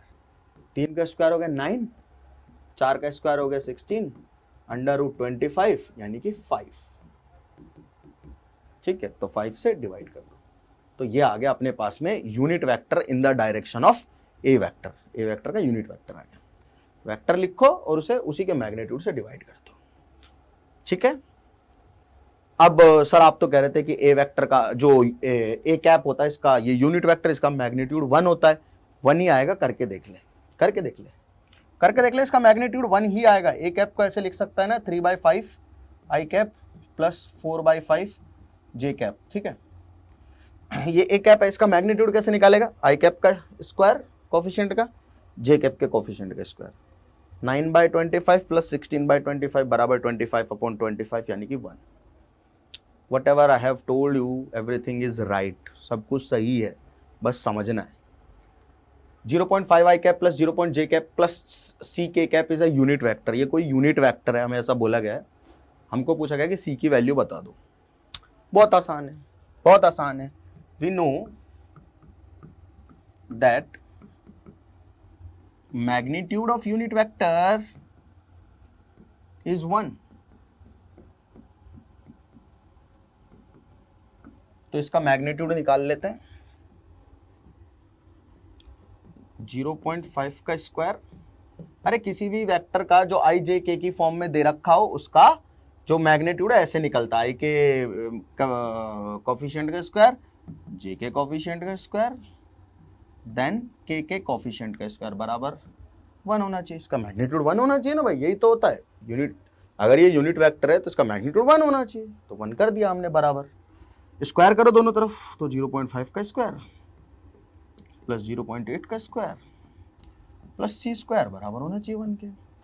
ये 25 यानी कि 0.25 हो जाएगा, ये 0.64 हो जाएगा, c स्क्वायर हो जाएगा बराबर 1 होना चाहिए।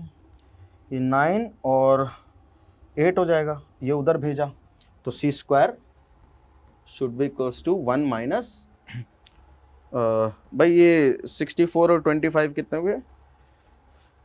89 हो गए आई गेस, है ना? 0.89, तो ये आ गया 0.11 सी स्क्वायर की वैल्यू, तो सी की वैल्यू आ जाएगा अंडर रूट ऑफ 0.11। इतनी होनी चाहिए सी की वैल्यू, अगर इसका जो ये जो वेक्टर है, अगर ये गिवन वेक्टर यूनिट वेक्टर है तो ठीक है, इसका मैग्नीट्यूड 1 होना चाहिए, तो कंडीशन होती है यूनिट वेक्टर की, ठीक है। अच्छा, तो बहुत कुछ हम इस लेक्चर में सीख चुके हैं, मैं एक बार फिर से ब्रीफ कर दूंगा सारी चीजें, बट हाँ ठीक है, let us solve some problems. और कुछ बच्चे डीपीपी वगैरह के बारे में बोल रहे थे लास्ट क्लास में, कमेंट हमने देखे थे आपके, और हर कमेंट हम देखते हुए रहेंगे बेटा, आप बस अपनी रिक्वायरमेंट्स बताते रहना, and we will definitely do everything to provide you the best quality education, ठीक।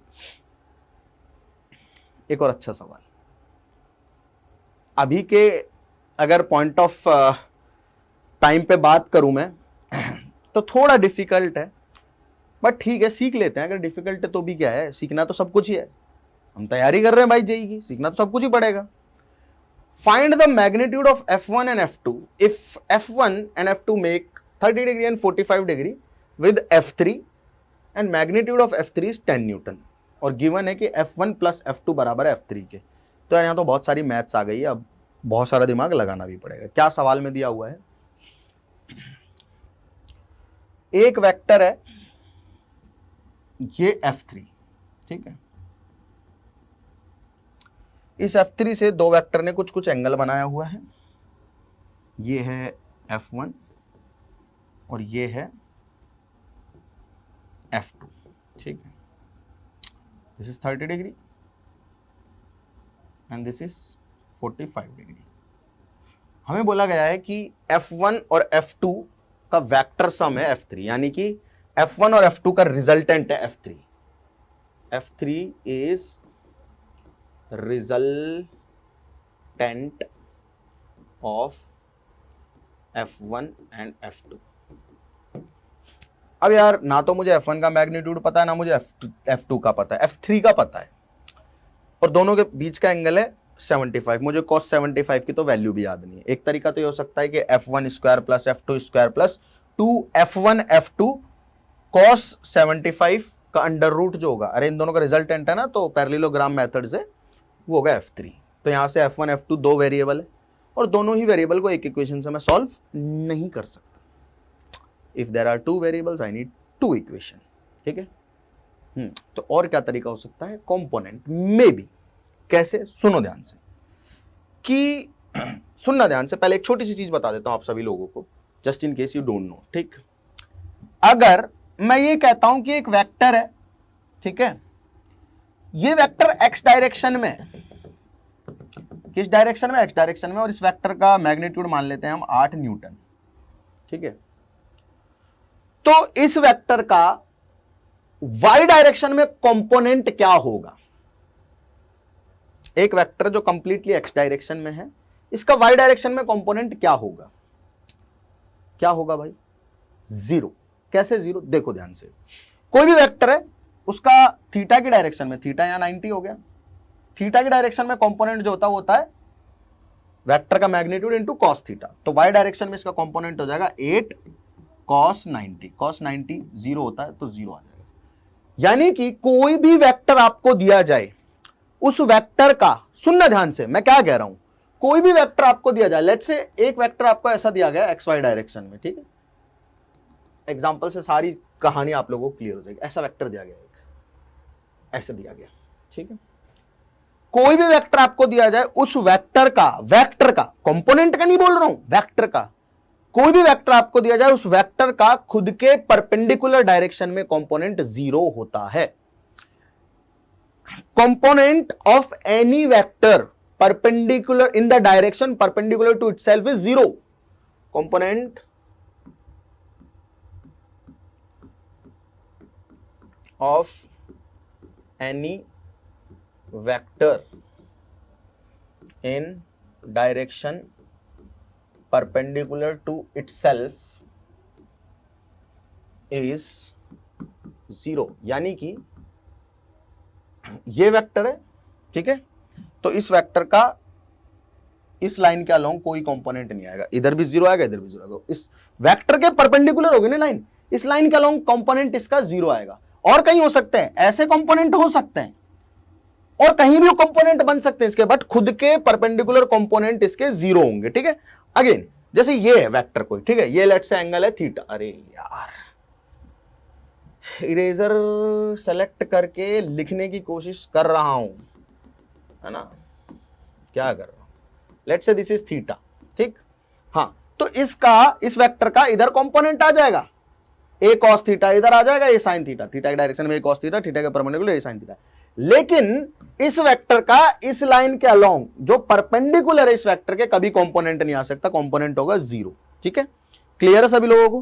क्लियर हो गई बात? धीरे धीरे बेटा बहुत सारी चीजें इसी के वेक्टर के लिए ही सीख जाओगे। When we will talk about force, when we will talk about equilibrium of a body, और हम फोर्स में जब रिजल्टेंट निकालना स्टार्ट करेंगे तो you learn a lot about vectors. अभी तो बेसिक्स ऑफ वेक्टर हम लोग पढ़ रहे हैं बेसिकली।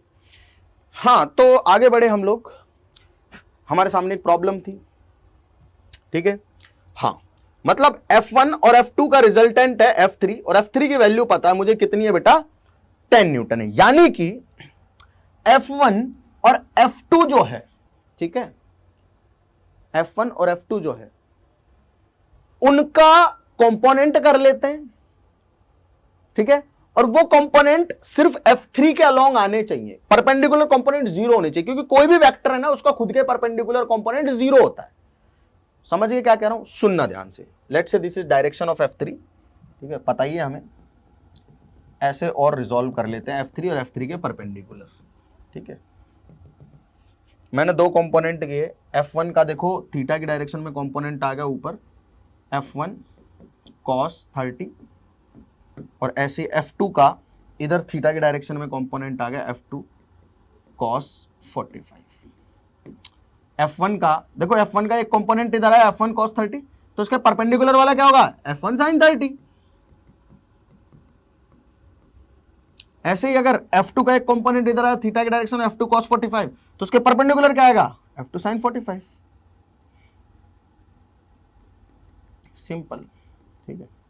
यानी कि अब अपना एक्चुअल में जो डायग्राम बना, भाई इस फोर्स के और इस फोर्स के तो टुकड़े कर लिए हमने, कर लिए ना, तो मतलब ये फोर्स को अब आप हटा सकते हो। क्यों हटा सकते हो, क्योंकि एक्चुअल में या तो आप F1 cos 30 F1 sin 30 लिखो, या आप F1 ही लिख दो इस एंगल पे। बात तो एक है ना, यही तो सिखा रहा था। क्या तो आप दो कंपोनेंट को प्रेजेंट करो या बीच वाले वेक्टर को प्रेजेंट करो, बात तो एक है, क्योंकि वेक्टर इन दोनों का रिजल्टेंट है और ये दोनों वेक्टर के टुकड़े हैं। तो कहीं पे भी आप किसी को भी रिप्लेस कर सकते हो। जब रिजल्टेंट निकालना है तो इन दोनों को हटा के आप रिजल्टेंट लिख सकते हो, जब कंपोनेंट निकालने तो आप इसको हटा के दो कंपोनेंट लिख सकते हो। तो here we are writing components. ठीक, चलिए ये बात हो गई, ठीक है। तो अपने पास अब कुछ ऐसा मैटर बना कि F1 cos 30 ऊपर बना,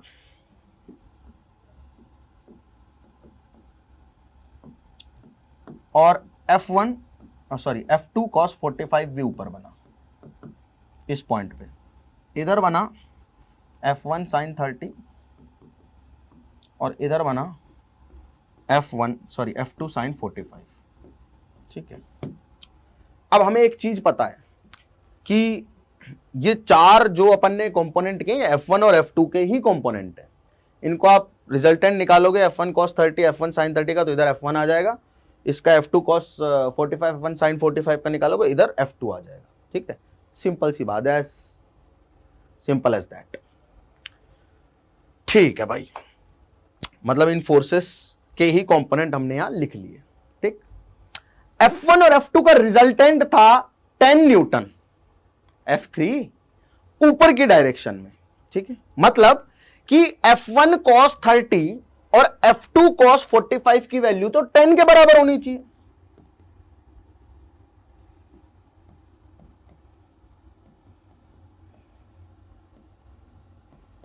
पहली इक्वेशन।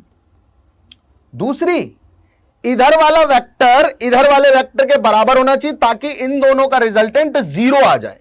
क्या कह रहा हूं मैं, अरे भाई ये वाला वेक्टर और ये वाला वेक्टर दोनों बराबर होने चाहिए, तभी तो रिजल्टेंट ऊपर आएगा। अगर ये वाला वेक्टर बड़ा हुआ इस वाले वेक्टर से, तो इन दोनों का रिजल्टेंट इस डायरेक्शन में आ जाएगा। अगर ये वाला वेक्टर बड़ा हुआ इस वाले वेक्टर से, तो इन दोनों का रिजल्टेंट इस डायरेक्शन में आ जाएगा। समझने की कोशिश कर रहे हो क्या कह रहा हूं मैं, समझने की कोशिश कर रहे हो? मान के चलो हमें कंपोनेंट को और अच्छे से सीखना बेटा, देखो ध्यान से सुनना, अभी मैं क्या कह रहा हूं इसको समझना। जैसे मान लो कि दो फोर्स ऊपर लग रहे हैं, कुछ A1 A2 मान लो, ठीक है, और इधर कोई फोर्स लग रहा है B1 और इधर कोई फोर्स लग रहा है B2। और मैं कह रहा हूं कि ये जो सभी फोर्सेस दिखाई दे रहे हैं ना आपको, इन सभी फोर्सेस का रिजल्टेंट है ना वो इस डायरेक्शन के अलोंग है।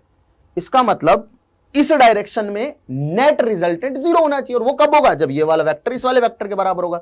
अरे जब दो वेक्टर एक ही लाइन के अलोंग एक्ट करते हैं, पैरेलल करते हैं, तो डायरेक्ट जोड़ के रिजल्टेंट लिख देते हैं, अपोजिट एक्ट करते हैं तो डायरेक्ट डिफरेंस निकाल के रिजल्टेंट लिख देते हैं। यही बात होती है क्या?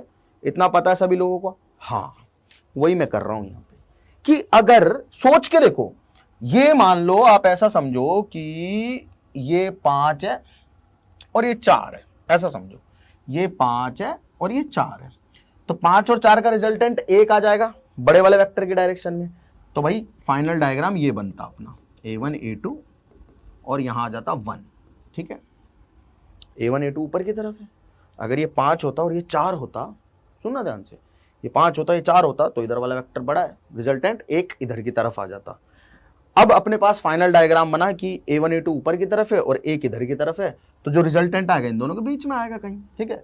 ऊपर की तरफ तो आ नहीं सकता, लेकिन हमारे सवाल में रिजल्टेंट आ रहा है इस डायरेक्शन में। इसका मतलब जितना इधर कोई वेक्टर है उतना ही इधर वेक्टर होना चाहिए, ताकि परपेंडिकुलर कंपोनेंट जो है वो जीरो हो जाए और रिजल्टेंट खुद के अलोंग आए। ये कहने की कोशिश कर रहा हूं मैं, जो परपेंडिकुलर कंपोनेंट्स हैं वो जीरो अगर हो गए तो नेट रिजल्टेंट वेक्टर का कहां आता? खुद के अलोंग आता। मैं यही तो समझा रहा था कि अगर ये कोई वेक्टर है, अगर इसके कंपोनेंट यहां इस लाइन के अलोंग नहीं होंगे तो इस वेक्टर की वैल्यू सिर्फ इसी लाइन के अलोंग होगी। मतलब रिजल्टेंट आप बहुत सारे वेक्टर्स अगर इधर उधर कंपोनेंट करके लिख रहे हो और आपको बोला जाए कि नेट रिजल्टेंट इस डायरेक्शन में, उसका मतलब उसके परपेंडिकुलर जो कंपोनेंट है वो जीरो होने चाहिए। अब वो जीरो कब होंगे ये बहुत ज्यादा इंपॉर्टेंट है जानना। वो जीरो तब होंगे जब इधर वाला वेक्टर और इधर वाला वेक्टर बराबर होंगे, यानी कि F1 sin 30 should be equal to F2 sin 45। दो इक्वेशन दे दी मैंने आपको और दो ही अननोन दे दी। अब इनको सॉल्व कर लेना, F1 F2 की वैल्यू आ जाएगी। एक इक्वेशन वो रही है F1 F2 में, एक इक्वेशन ये रही है F1 F2 की वैल्यू आ जाएगी। हमने क्या किया है अगेन समझ लेते हैं बेटा कि हमने F1 और F2 दो वेक्टर्स बनाए, ठीक है। इन वेक्टर का रिजल्टेंट है F3। अब अगर मैं पैरेललोग्राम वाला फॉर्मूला फॉलो करता हूं तो मेरे पास F1 F2 में एक इक्वेशन बनेगी और I can not solve two variable with one single equation. तो मैंने दिमाग लगाया, मेरे को कंपोनेंट करने आते थे। मैंने कहा मैंने इसके अलोंग और इसके परपेंडिकुलर कंपोनेंट कर लिए, मतलब इस लाइन के अलोंग। अगर इसका और इसका रिजल्टेंट इस लाइन के अलोंग आ रहा है तो भाई जो भी इस लाइन के अलोंग इस लाइन के परपेंडिकुलर होंगे ना कंपोनेंट, वो सारे जीरो होने चाहिए। क्योंकि अगर कोई वेक्टर इस डायरेक्शन में, तो हमें पता है कि इस वेक्टर का इसके परपेंडिकुलर लाइन के अलोंग कोई कंपोनेंट नहीं आएगा, जीरो कंपोनेंट होगा। तो रिजल्टेंट जो आ रहा था इस लाइन के अलोंग आ रहा था F3, जिसका वैल्यू दे रखा था 10 न्यूटन। सिंपल सी बात है, तो हमने किए भाई टुकड़े, तो दो टुकड़े तो इस लाइन के अलोंग, यानी कि इनकी वैल्यू 10 होनी चाहिए और जो परपेंडिकुलर डायरेक्शन में आ रहे हैं उनकी नेट वैल्यू 0 होनी चाहिए, यानी कि जो जितना इधर लग रहा है उतना ही इधर लगना चाहिए। ये शॉर्ट ट्रिक भी है कई तरीके से, हमने कुछ यूज नहीं किया, हमने बस कंपोनेंट किए। एक छोटी सी बात सीखी कि कोई भी वेक्टर अगर किसी लाइन के अलोंग एक्ट कर रहा है तो उस वेक्टर के परपेंडिकुलर कोई भी कंपोनेंट हो वो सारे जीरो होते हैं। इसके खुद के कोई कंपोनेंट नहीं होंगे परपेंडिकुलर लाइन के अलोंग। अब क्योंकि F3 तो रिजल्टेंट है तो F3 के कोई कंपोनेंट नहीं होने चाहिए F3 के परपेंडिकुलर लाइन के अलोंग, यानी कि जो भी F1 F2 के कंपोनेंट्स यहां आ रहे हैं वो सारे कैंसल आउट होने चाहिए, जीरो होने चाहिए। तभी तो F1 और F2 का रिजल्टेंट F3 आएगा इस डायरेक्शन में। अगर ये बड़ा होगा तो इधर आ जाएगा, ये बड़ा होगा तो इधर आ जाता रिजल्टेंट, लेकिन इन दोनों को जीरो होना पड़ेगा तभी तो रिजल्टेंट इधर आएगा, ठीक है। तो एक बार फटाफट से थोड़ा ब्रीफ कर लेते हैं, कुछ क्वेश्चंस है, बच्चे काफी सारे डीपीपी वगैरह मान रहे थे। एक छोटी सी चीज और कर लेते हैं, addition subtraction in vector form, बहुत बेसिक सी चीज है। मान लो आपको एक वेक्टर दिया ए वेक्टर, और ए वेक्टर ऐसा कुछ लिखा हुआ है 2i cap plus 3j cap minus 1k cap, या माइनस k कैप लिख दो डायरेक्ट। बी वेक्टर एक और वेक्टर आपको दिया हुआ है which is 4i cap plus नहीं माइनस लगाते हैं इसको, minus 2j cap and plus 3k cap, ठीक है। आपको बोला गया है कि A vector plus B vector find करो, रिजल्टेंट फाइंड करो। तो ऐसी फॉर्म में अगर आपको दे रखा है कोई भी पर्टिकुलर वेक्टर, तो बहुत आसान है बेटा, इस फॉर्म में तो वेक्टर्स की जो रिजल्टेंट है उसको निकालना। कैसे? आई कैप में आई कैप जोड़ दो, जे कैप में जे कैप जोड़ दो, के कैप में के कैप जोड़ दो, खत्म कहानी। तो आई कैप में आई कैप का कोफिशिएंट जोड़ो भाई, 2 में 4 जोड़ोगे तो 6, आई कैप लगा दिया, प्लस जे कैप में जे कैप का कोफिशिएंट जोड़ो भाई, 3 में 2 जोड़ोगे तो 1, तो 1 जे कैप आ गया। के कैप में के कैप का कोफिशिएंट जोड़ो, यहां कोफिशिएंट है 1, यहां है 3, तो प्लस 2 के कैप आ गया। ए प्लस बी, ए माइनस बी भी निकाल सकते हो। ए माइनस बी में क्या होएगा? ए माइनस बी में क्या होएगा भाई? घटाते चले जाना, बस खत्म कहानी, सिंपल। ए माइनस बी में सिंपली घटाते हुए चले जाना, ठीक है। तो अगर ए प्लस बी आप कर रहे हो, दो वेक्टर का एडिशन कर रहे हो इस फॉर्म में, कंपोनेंट फॉर्म में, तो भैया आई कैप में आई कैप वाला कोफिशिएंट जोड़ना है, जे कैप में जे कैप वाला जोड़ना है, और के कैप में के कैप वाला जोड़ना है। स्पेशली साइन का ध्यान जरूर रखना बेटा। उसके अलावा अगर ए माइनस बी करना है तो आई में से आई वाला घटा दो, जे में से जे वाला घटा दो, के में से के वाला घटा दो, हो गई बस, खत्म कहानी। ए माइनस बी है ना, तो ए के आई कैप वाले में से बी का आई कैप वाला घटा दो, ए के जे कैप में से बी के जे कैप वाला कोफिशिएंट घटा दो, और ए के कैप वाले कोफिशिएंट में से बी का के कैप वाला कोफिशिएंट घटा दो, सिंपल, ठीक है। जैसे मैं अगर ए माइनस बी लिखना चाहता हूं तो आई कैन राइट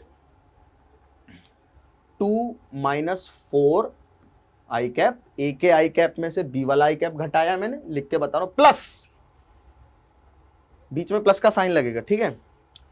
ए के जे कैप में से बी का जे कैप घटा रहा हूं, मैंने बोला है साइन का ध्यान रखना है, ए का जे कैप पॉजिटिव है, बी का जे कैप नेगेटिव है, तो -2 ही लिखना है, प्लस ए के कैप में से ए का के कैप है -1, उसमें से घटाना है बी का के कैप, -3 हो गया।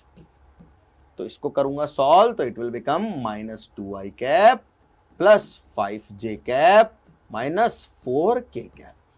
सो this is value of my A minus B vector. देखो कितना आसान है एडिशन और सब्ट्रैक्शन इन कंपोनेंट फॉर्म। इसको और अच्छे से भी सीख सकते हैं हम लोग, ठीक है। But I think from my side theory is quite clear, बहुत अच्छे से थ्योरी आप लोगों को क्लियर होनी चाहिए, बहुत बढ़िया तरीके से। अब कुछ सवाल हैं जो आप लोगों को करने, देखो 2a cap -3 b cap, sorry 2a vector -3 b vector की वैल्यू निकालनी है if a vector is this and b vector is this. Comment में जरूर बताना आंसर सभी लोगों को, ठीक है, मैं बताऊंगा कि सही है या नहीं है। अच्छा मतलब पहले a वेक्टर जो दे रखा है उसको 2 से मल्टीप्लाई करना, आई कैप जे कैप के कैप को, b वेक्टर जो दे रखा है उसको 3 से मल्टीप्लाई करना, तो जो बनेंगे 2a कैप जो बनेगा और 3b कैप जो बनेगा, मतलब 2a वेक्टर जो बनेगा और 3b वेक्टर जो बनेगा, 2a में से फिर 3b जो भी बना है उनको घटा देना, i में से i, j में से j, k में से k। पहले a कैप को आप सॉरी a वेक्टर को 2a वेक्टर बनाते हैं। 2a वेक्टर क्या होगा भाई, 2 से मल्टीप्लाई कर दो तो हो जाएगा 2i cap plus 2j cap -4k cap, और 3b वेक्टर जो होगा वो बन जाएगा, b ये है तो इसको 3 से मल्टीप्लाई कर दो, अरे स्केलर से तो डायरेक्ट मल्टीप्लाई हो जाता है ना, 6i cap -3j cap plus 3k cap. अब इसमें से इसको घटाना है, मतलब इसके i में से इसका i, इसके j में से इसका j, और इसके k में से इसका k घटाना है, हो गया काम, सिंपल। कुछ छोटे छोटे और क्वेश्चन है, I have already solve this question, बाकी आपको प्रैक्टिस के लिए दे रहा हूं मैं ये क्वेश्चन, ठीक है। And there is another question, ठीक है, ठीक है। तो ये सभी क्वेश्चंस हैं जो आप लोगों को करने, और मेरे हिसाब से बहुत बढ़िया तरीके से आप लोगों को ये सारा लेक्चर समझ में आ गया होगा। हमने क्या क्या पढ़ा इस लेक्चर में, हमने इस लेक्चर को स्टार्ट किया था बेटा रेजोल्यूशन ऑफ वेक्टर से। एक वेक्टर को 2 परपेंडिकुलर वेक्टर में तोड़ा जा सकता है, एक वेक्टर को 2 परपेंडिकुलर कंपोनेंट में तोड़ा जा सकता है, और इसे ही रेजोल्यूशन ऑफ वेक्टर कहते हैं। और ये जो 2 बने हैं परपेंडिकुलर, इनको कंपोनेंट ऑफ वेक्टर कहते हैं, ठीक है। एक्स डायरेक्शन का यूनिट वेक्टर आई कैप, वाई डायरेक्शन का जे कैप, जेड डायरेक्शन का यूनिट वेक्टर के कैप होता है। Unit vector is a vector जिस वेक्टर का जो मैग्नीट्यूड है वो 1 होता है, और डायरेक्शन वेक्टर की डायरेक्शन में होती है, जिस भी वेक्टर का यूनिट वेक्टर लिख रहे हो, ठीक है भाई। चलो उसके बाद हमने क्या किया, उसके बाद हमने कुछ कंपोनेंट फॉर्म के बेसिक क्वेश्चंस डिस्कस किया आपके साथ में। और बेसिकली मैं कंपोनेंट फॉर्म ही आप लोगों को पढ़ाता रहा कि कंपोनेंट कैसे आप किसी वेक्टर से बना सकते हैं और कैसे दो वेक्टर से एक ओरिजिनल वेक्टर बना सकते हैं, या कैसे एक ओरिजिनल वेक्टर से दो कंपोनेंट बना सकते हैं। बेसिकली एक ओरिजिनल वेक्टर के दो कंपोनेंट भी वेक्टर ही हैं, और दो वेक्टर से एक वेक्टर बना रहे हो वो भी तीनों ही वेक्टर हैं, जिनसे जो जो एक्ट कर रहे हैं वो भी वेक्टर है, और जिनसे कोई ओरिजिनल वेक्टर बन रहा है वो भी वेक्टर है, राइट। तो ये बहुत ही आसान चीज है। थीटा वाली डायरेक्शन में कॉस वाला कंपोनेंट आता है और उसके परपेंडिकुलर डायरेक्शन में साइन वाला कंपोनेंट आता है। ठीक है, बेसिक है, बिल्कुल सिंपल सी बात है। अब मेरे हिसाब से आप सभी लोगों को बहुत बढ़िया तरीके से जितना भी हमने समझाया वो समझ में आ गया होगा। जस्ट इन केस कोई भी दिक्कत है तो do let us know in comments में आप जरूर हमें बताइए ये बात। और नेक्स्ट क्लास जो होगी अपनी वो होगी बेटा मल्टीप्लीकेशन ऑफ वेक्टर्स के ऊपर। वहां आपको और ज्यादा बढ़िया सी चीजें समझ में आएंगी, राइट। कुछ क्वेश्चंस हम लोग और अच्छे उसके ऊपर करेंगे, रेजोल्यूशन के ऊपर। ऑल्दो रेजोल्यूशन अभी हमें बहुत ज्यादा काम में नहीं आएगा, लेकिन अगर रेजोल्यूशन को हम लोग फोर्सेस के एनालिसिस के टाइम पे यूज करेंगे तो वहां पे काफी काम आएगा। अभी बहुत ज़्यादा हमें ज़रूरत नहीं है रेजोल्यूशन की और ये फोर्सेस वगैरह की।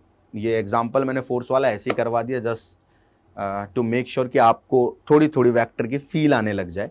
एंड आई होप आपको फील आई भी होगी, है ना। तो कमेंट में ज़रूर बताएं हमें। और अगर पहली बार आप वीडियो देख रहे हैं या आपको फर्स्ट टाइम ये चैनल मिला है तो इस चैनल को सब्सक्राइब जरूर कर लीजिए। Thank you so much.